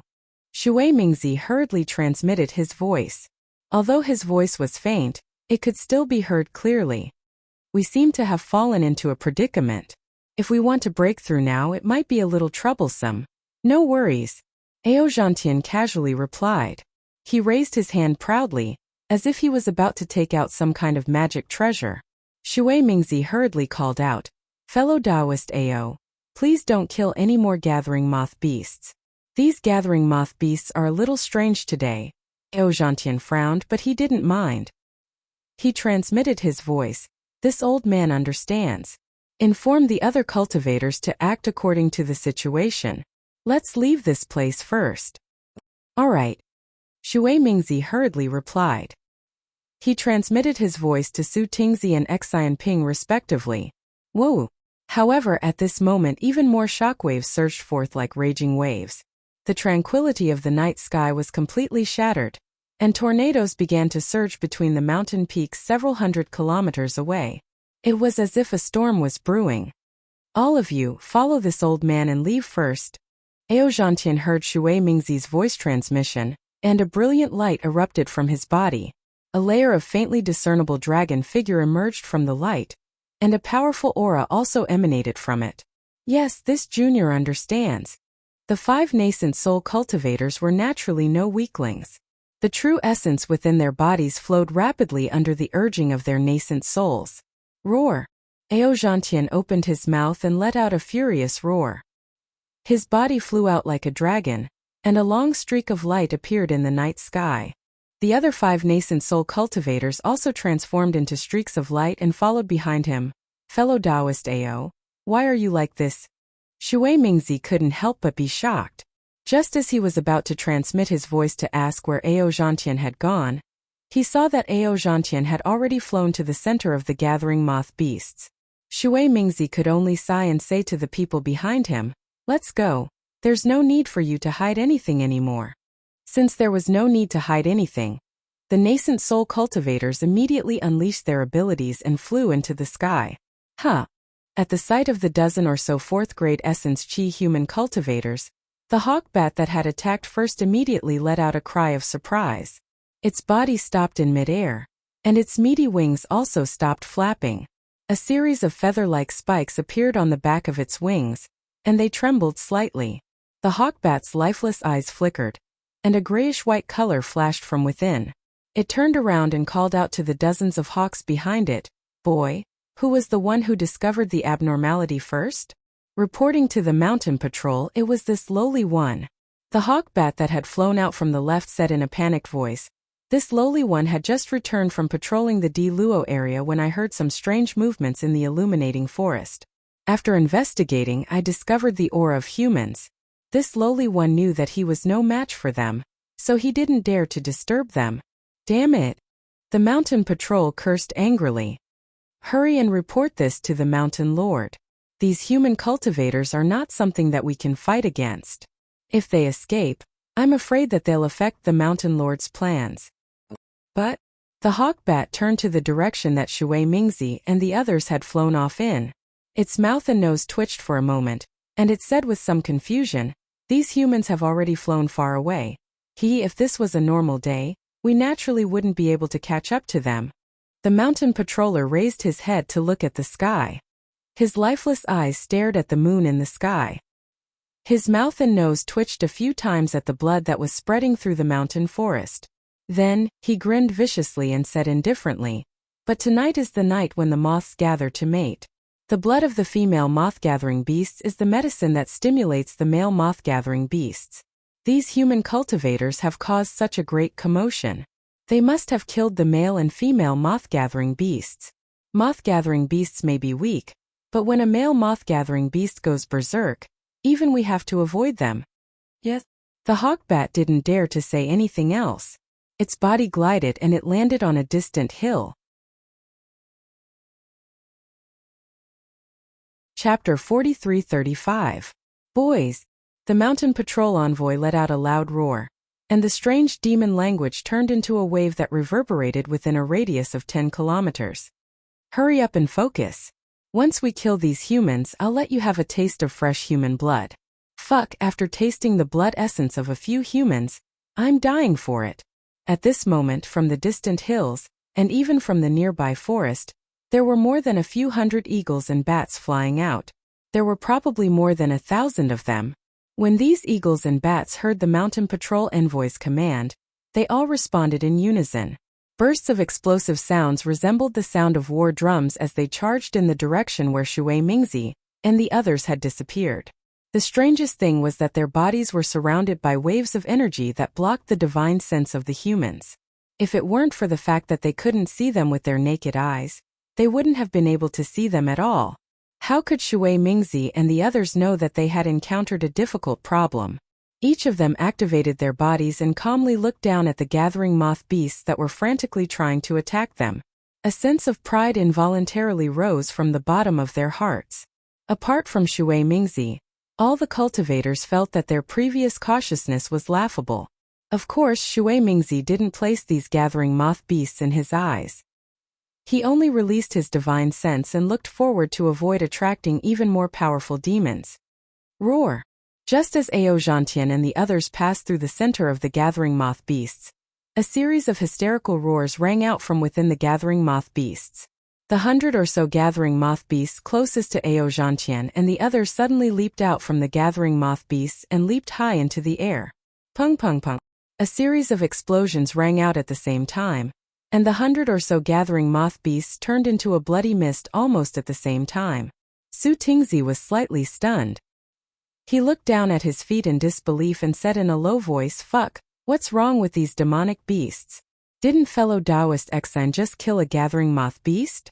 Is there a need to be so aggressive? She actually self-destructed 100 or so gathering moth beasts. Are we going to be blamed for this?" Oh. Su Tingzi suddenly realized something and cried out in alarm. "Oh no, could it be that fellow Taoist Xan just killed a beast king? If that's the case, then we'll be in big trouble." Bang! Bang! Bang!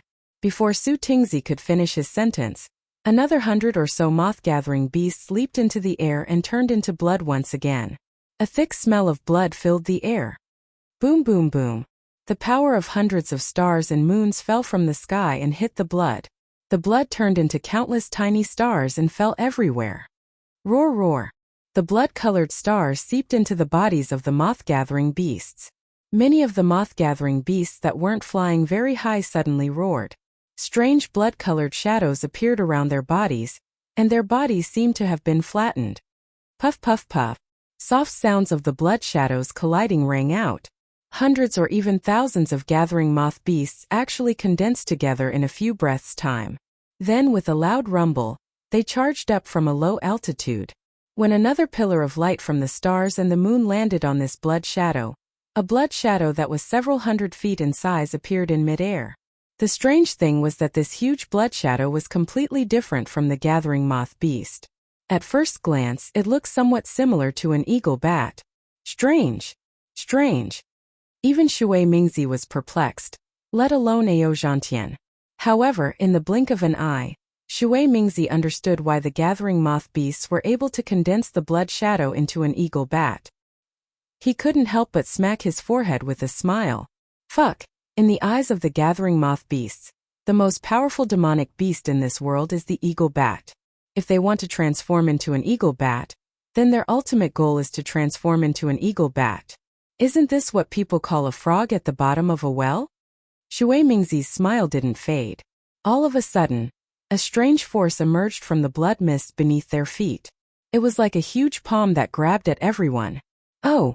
Shui Mingzi was startled. He quickly swept his divine sense behind him. Sure enough, the gathering moth beasts that had condensed into the shape of an eagle bat were also emitting a goo-goo sound. This sound reverberated through the night sky and instantly attracted the blood mist. Xian Ping, who was flying to Shui Mingzi's right, harumphed coldly at the sight of the force emerging from the blood mist. He waved his sleeves and a powerful gust of wind appeared out of thin air, whistling through the air and crashing into the force. Boom! A loud explosion erupted. The gust of wind passed through the force and even the blood mist before striking the huge trees and rocks beneath the blood mist. All of the trees and rocks within a radius of several thousand feet were reduced to dust by Xian Ping. However, what puzzled Xian Ping was that the force that had been pierced through by the gust of wind was completely unaffected. It continued to pounce toward him. Furthermore, as the force drew closer, Xian Ping felt the blood vessels in his body tighten. The blood essence within his body was about to rush out uncontrollably. Not good. Xian Ping was greatly alarmed. How could he still be concerned about using his magic power to escape? He hurriedly stopped and activated a mystic technique in an attempt to control his blood essence. However, as soon as he activated the mystic technique, his blood essence seemed to be boiling. It began to circulate wildly within his body without Xian Ping's control. This is the power of the bloodline? Ao Zhantian was a descendant of the dragon tribe, so he had the true blood of the dragon bloodline in his body. Under the force of the force, his true blood Dharma idol also began to surge, almost surging out of his body. Ao Zhantian hurriedly stabilized his Dharma idol and cried out in shock, "How does this lowly little demonic beast know how to use the power of the bloodline?" No one could answer Ao Zhantian's shock because the power of the bloodline was still a little weak at the beginning. However, as it enveloped everyone, an unending stream of force gushed out of the blood mist like a torrential flood. Damn it! Su Tingzi was also somewhat unable to control his own bloodline. He cursed angrily and slapped the top of his head. A ray of earthy yellow light surged out, and a small drumstick appeared. Su Tingzi pointed with his finger, and the drumstick transformed into a large hand, protecting his body. However, the calmness on Su Tingzi's face only lasted for a moment. He slapped the top of his head again, and another ray of earthy yellow light shot out. As Su Tingzi formed a hand seal, the hand of a nascent soul fell from the sky and sealed the surroundings. Phew! Su Tingzi let out a long sigh when he sensed that the power of the bloodline had weakened. Then, he activated his magic power again without hesitation. Unexpectedly, Su Tingzi's body indeed flew out after activating his magic power. However, the power of the bloodline had increased by several times. Even a nascent soul cultivator like Su Tingzi's body was covered in blood spots. If he continued to move recklessly, his blood essence would seep out. Su Tingzi was dumbfounded. He hurriedly suppressed his body, not daring to activate too much of his true essence. He looked at the other 4 cultivators besides Su Tingzi. They were also in an awkward position, unable to advance or retreat. Gao Fei. Su Tingzi's thoughts raced, and he couldn't help but look up at the sky. However, this thought was forcefully suppressed by Su Tingzi. Shui Mingzi had said very clearly that in the Thousand Beasts sacred realm, very few demon cultivators would fly high in the sky unless they had great abilities. This was because the demon race was cruel and unruly by nature. They would attack anyone who displeased them. Flying high in the sky would easily be seen as a provocation by the demon race. Not to mention it was currently nighttime and the power of the moon and stars was the densest. Countless demon cultivators were absorbing the moonlight to cultivate. Flying high in the sky was no different from seeking death. Gao Fei. Hurry up and break free from the bloodline's control. At this moment, Ao Zhantian no longer cared about hiding anything. He raised his hand and slapped the top of his head. Boom! A clear sound rang out, and a crimson dragon blood body flew out from his body. The moment the dragon blood body appeared, it immediately raised its head and let out a long roar. The entire dragon body swayed and dispersed the bloodline power of the gathering moth beasts. Su Tingzi and the others didn't dare to fly too high, but after hearing Ao Zhantian's words and witnessing the dragon blood spell body shatter the bloodline power, they didn't hesitate any longer and hurriedly rushed into the starry sky. Fellow Taoists, split up. There's no need to fly too high. Fellow Taoist Ao, this old man will lend you a hand. Seeing that Ao Zhantian had even unleashed his dragon blood body, Shui Mingzi also shouted with all his might. He rubbed his hands together, and strands of crystalline light as thin as hair fell into the void. Then, layers of dual-colored water light flashed in the air within a dozen kilometers. Not only did the water light wash away the blood mist, it also killed many of the gathering moth beasts. In fact, more than half of the several thousand feet long blood shadow was also killed by the water light. Many thanks, fellow Taoist Shui. Ao Zhantian expressed his gratitude, and the dragon blood body proudly pounced toward the blood shadow again. It opened its mouth, and the remaining blood shadow was actually riddled with holes by the dragon blood body. The gathering moth beasts could no longer hold on. Pff. The blood tentacles between them were forced apart, and the gathering moth beasts fell from the sky. Haha. Ao Zhantian laughed loudly. So it's just a paper tiger. You really gave me a fright just now. Shui Mingzi didn't know whether to laugh or cry. He and Ao Zhantian were both 5th grade origin power grandmasters, and Ao Zhantian had to unleash his dragon blood body in order to defeat low-grade demonic beasts like the gathering moth beasts. If word of this got out, people would laugh until their teeth fell out. However, what else could Shui Mingzi say? He hurriedly urged, fellow Taoist Ao, don't be careless. Although these gathering moth beasts are weak, they know the power of bloodlines. This is too dangerous for us human cultivators. It's better for us to retreat first. After we dodge this wave of small beasts, we'll deal with them. At this moment, a hoarse owl-like voice came from the sky above Shui Mingzi's head. It was speaking the somewhat obscure language of the hidden immortal continent. Humans, with just the few of you dare to have designs on my Yizhao Ridge? You must be tired of living. Ah, how could this be? Shui Mingzi was truly shocked. He had already released his divine sense, but who would have thought that there would still be a demonic beast that could avoid his divine sense and attack him? When he looked up and understood what was going on, he couldn't help but grumble inwardly. In the night sky, an eagle bat that was a few hundred feet in size spread its wings, blocking the starlight and the night sky nearby. Except for the lack of blood-red light around it, this eagle bat looked no different from the eagle bat formed by the gathering moth beast.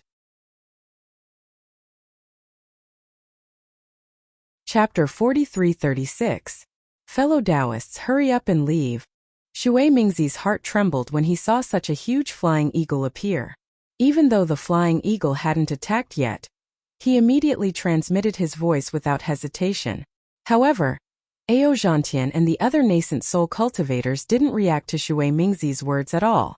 However, Ao Zhantian and the other nascent soul cultivators all stopped in their tracks and circulated their magic power. Lights of different colors shone from their bodies, and they were clearly prepared to face the incoming attack. Hurry up and leave. At this point, Shui Mingzi could no longer maintain his calm. He couldn't even care less about his status as a 5th-grade Origin Energy Great Grandmaster. Ao Zhantian's eyes narrowed slightly when he heard Shui Mingzi's warning. He replied coldly, "Fellow Taoist Shui, it's just a small star demon. Why are you making such a big fuss over nothing? Since we can no longer hide our tracks, why don't we give it a shot?" Shui Mingzi was a little embarrassed and angry. He understood Ao Zhantian's personality quite well. He had already made it clear when he snuck into the Thousand Beasts sacred realm that he shouldn't flaunt his superiority and shouldn't take his status as a 5th-grade Origin Energy Great Grandmaster too seriously. The Thousand Beasts sacred realm was a sacred realm for the demonic beasts. It was a realm of death for the human race. However, Ao Zhantian was still as arrogant as ever. He completely ignored Shui Mingzi's warning. Ao Zhantian didn't even put him in his eyes. Shui Mingzi's eyes flashed with a hint of ferocity. His gaze swept past Ao Zhantian and the group of nascent soul cultivators to look in the direction of the gathering moth's beasts. After the gathering moth's beasts were destroyed by Ao Zhantian's dragon blood dharma body, they couldn't regroup for the time being. This was an excellent place to escape. If Shui Mingzi was determined to escape, he should have a chance. However, when he looked at the chance of survival that was within his grasp, he clenched his teeth and suppressed his anger. He swallowed his pride and said, "Fellow Taoist Ao, it's not that I'm trying to suppress the demon clan's arrogance, nor is it that I'm trying to suppress the morale of the human clan. This is the Thousand Beasts sacred realm, not the Western Paradise or the hidden immortal continent. The humans of the demonic beasts are worse than dogs. What's the use of saying so much?" Without waiting for Shui Mingzi to finish his sentence, Ao Zhantian opened his mouth and spat out a mouthful of true qi. A dark golden scythe flew out of his mouth. As soon as the scythe landed in the air, a bone-chilling cold light shone from it. Even the stars nearby were attracted to it. Oh! Shui Mingzi was shocked. His pupils shrank slightly, and an imperceptible smile appeared at the corner of his mouth. He then cried out, "So that's how it is. Fellow Taoist Ao. It looks like you've gained quite a lot from your training on Dragon Island. You must have relied on this dragon artifact to reach the out-of-body realm, right?" A smug smile appeared on Ao Zhantian's face as he replied, "I'm not as lucky as fellow Taoist Water to be able to reach the out-of-body stage as soon as I arrive in the Thousand Demon Sacred Realm. I only managed to get a sliver of a chance when I was on the Dragon Island." "All right." Shui Mingzi didn't care about the arrogance in Ao Zhantian's voice. He waved his hand and took out his horsetail whisk. "Since that's the case, let's join forces and fight this demon from the Thousand Demon Sacred Realm." As he spoke, Shui Mingzi turned to Xianping, Su Tingzi, and the others. "You don't have to stay here for long. Hurry up and find a suitable direction to break out of this encirclement." As he spoke, the moth-gathering beasts had already gathered again. More blood mists began to condense. At the same time, thousands of eagles and bats swarmed over from all directions, trying to surround the human cultivators. Xianping and the other nascent soul cultivators felt the same way as Ao Zhantian. They were all extremely sullen. Now that they heard Shui Mingzi's instructions, they all activated their magic treasures and charged in different directions. Wherever the light went, not only was the night sky illuminated, even the stench of blood was washed away. The human cultivators moved, and the moth-gathering beasts also began to attack. At a low altitude, a blood mist that was several times larger than before began to boil. It chased after Su Tingzi and the others like a bloody sea. This blood mist was very strange. It appeared out of thin air and rose high into the sky. It chased after Su Tingzi and the others closely. Its speed wasn't any slower than the flying speed of these nascent soul cultivators. It was as if these nascent soul cultivators had a suction force that could surpass the distance between them. Su Tingzi was the first to notice this strange phenomenon. He couldn't help but suck in a breath of cold air. He hurriedly sensed the bloodline in his body. Sure enough, although the bloodline in his body wasn't gushing out, there was still a strange vibration that was faintly discernible. Following this vibration, the moth-gathering beast's blood mist also rapidly chased after them. Holy shit! Su Tingzi immediately understood. He almost groaned. I understand now. The moth-gathering beasts are moths that fly into the fire. This fire. is the bloodline of the human race. Fire can kill moths, but if there are too many moths, the one that will be killed is the fire. Fellow Taoists, these moth-gathering beasts are too strange. We don't need to hold back. Su Tingzi looked around. The nascent soul cultivators closest to him seemed to have also noticed this. He quickly sent a voice transmission. Fortunately, they were already far away from the moth-gathering beasts. Su Tingzi's voice transmission could be heard by the other cultivators. Pahong also anxiously said, "Fellow Taoist Su Tingzi, there's no need to say anymore. Let's use our spells and escape as far as possible." As he spoke, the blood mist had already arrived. Some moth-gathering beasts had hidden in the blood mist. These moth-gathering beasts were clearly much more powerful than the ones from before. They activated the blood mist and formed hundreds of strange tentacles that grabbed at Su Tingzi and the others. Damn it! When the tentacles appeared, the blood in Su Tingzi and the others' bodies immediately showed signs of boiling. Su Tingzi cursed angrily and raised his hand to slap. Wang!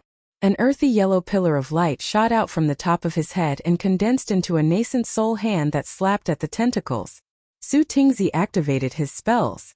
Xian Ping and the others didn't dare to be careless and used their nascent soul hands.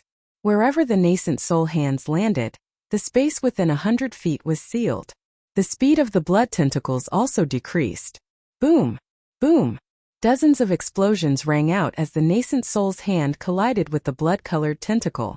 Strangely enough, even though the blood-colored tentacle was slowed down and a large part of it was crushed by the nascent soul's hand, the remaining blood mist still managed to break through the nascent soul's restraint and grabbed at Su Tingzi and the others. What surprised Su Tingzi the most was that the remaining blood tentacles were even more powerful. Su Tingzi could already feel his blood seeping out of his body. No wonder Senior Shui Mingzi repeatedly warned me. Su Tingzi felt a hint of regret. The Thousand Demons Sacred Realm is not a place where human cultivators can come. Pooh. Su Tingzi opened his mouth and spat out a mouthful of blood essence. The blood essence should have landed on the magic treasure, but due to the blood mist's attraction, a small portion of the blood essence floated in the air. Wang. After the small drumstick received the blood essence, it immediately emitted an intense earthy yellow light. The blood within the earthy yellow was also very eye-catching. Quick! Su Tingzi formed a hand seal and chanted a mantra. A 3-inch nascent soul wearing spirit armor appeared above his head. The moment the nascent soul appeared, it rubbed its small hands. A small drumstick flew out of its hands and turned into a bolt of lightning that landed on the small drumstick. Wang! The small drumstick let out a rumbling sound again and expanded to several feet in size, protecting Su Tingzi and his nascent soul. Kill! The nascent soul opened its mouth and let out a soft roar. A yellow crystal light landed on the drumstick, and the nascent soul waved its 2 small hands in the air. Woo! The drumstick that was several feet in size swept through the air and let out a deafening rumble. Under the drumstick, an area of several kilometers was swept clean by the earthy yellow light. Su Tingzi felt his body relax, as if the large hand that had attracted him had suddenly disappeared. Su Tingzi was overjoyed and turned into a rainbow as he charged toward the end of the light. Since Su Tingzi could use a divine ability to escape from the gathering moth beast's attack, Xian Ping and the other nascent soul cultivators could naturally do the same. Xian Ping's natal magic treasure was a 3-colored fan.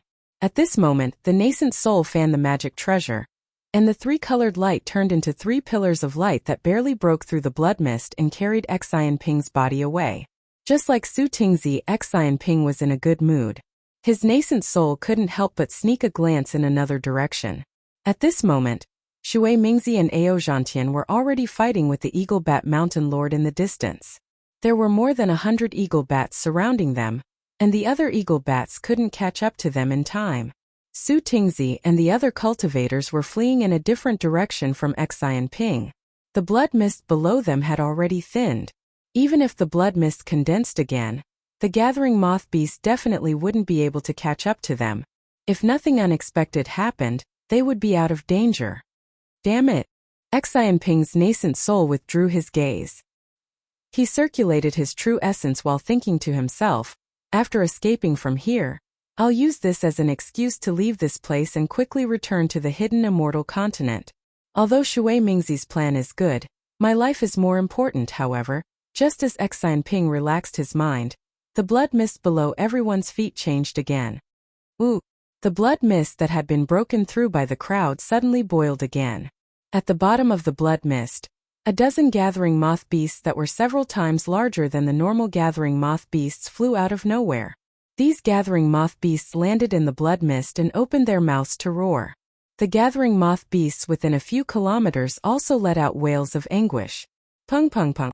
Just as the wails of anguish faded, several hundred gathering moth beasts exploded, and a thick blood mist surged out again. Unlike before when the blood mist appeared, the dozen or so gathering moth beasts immediately emitted a blood-red demonic aura. When this demonic aura entered the blood mist, the entire blood mist instantly transformed into a tentacle that was over 1,000 feet long. What made Xian Ping pale with fright was that the dozen or so gathering moth beasts didn't care about the other cultivators that were escaping.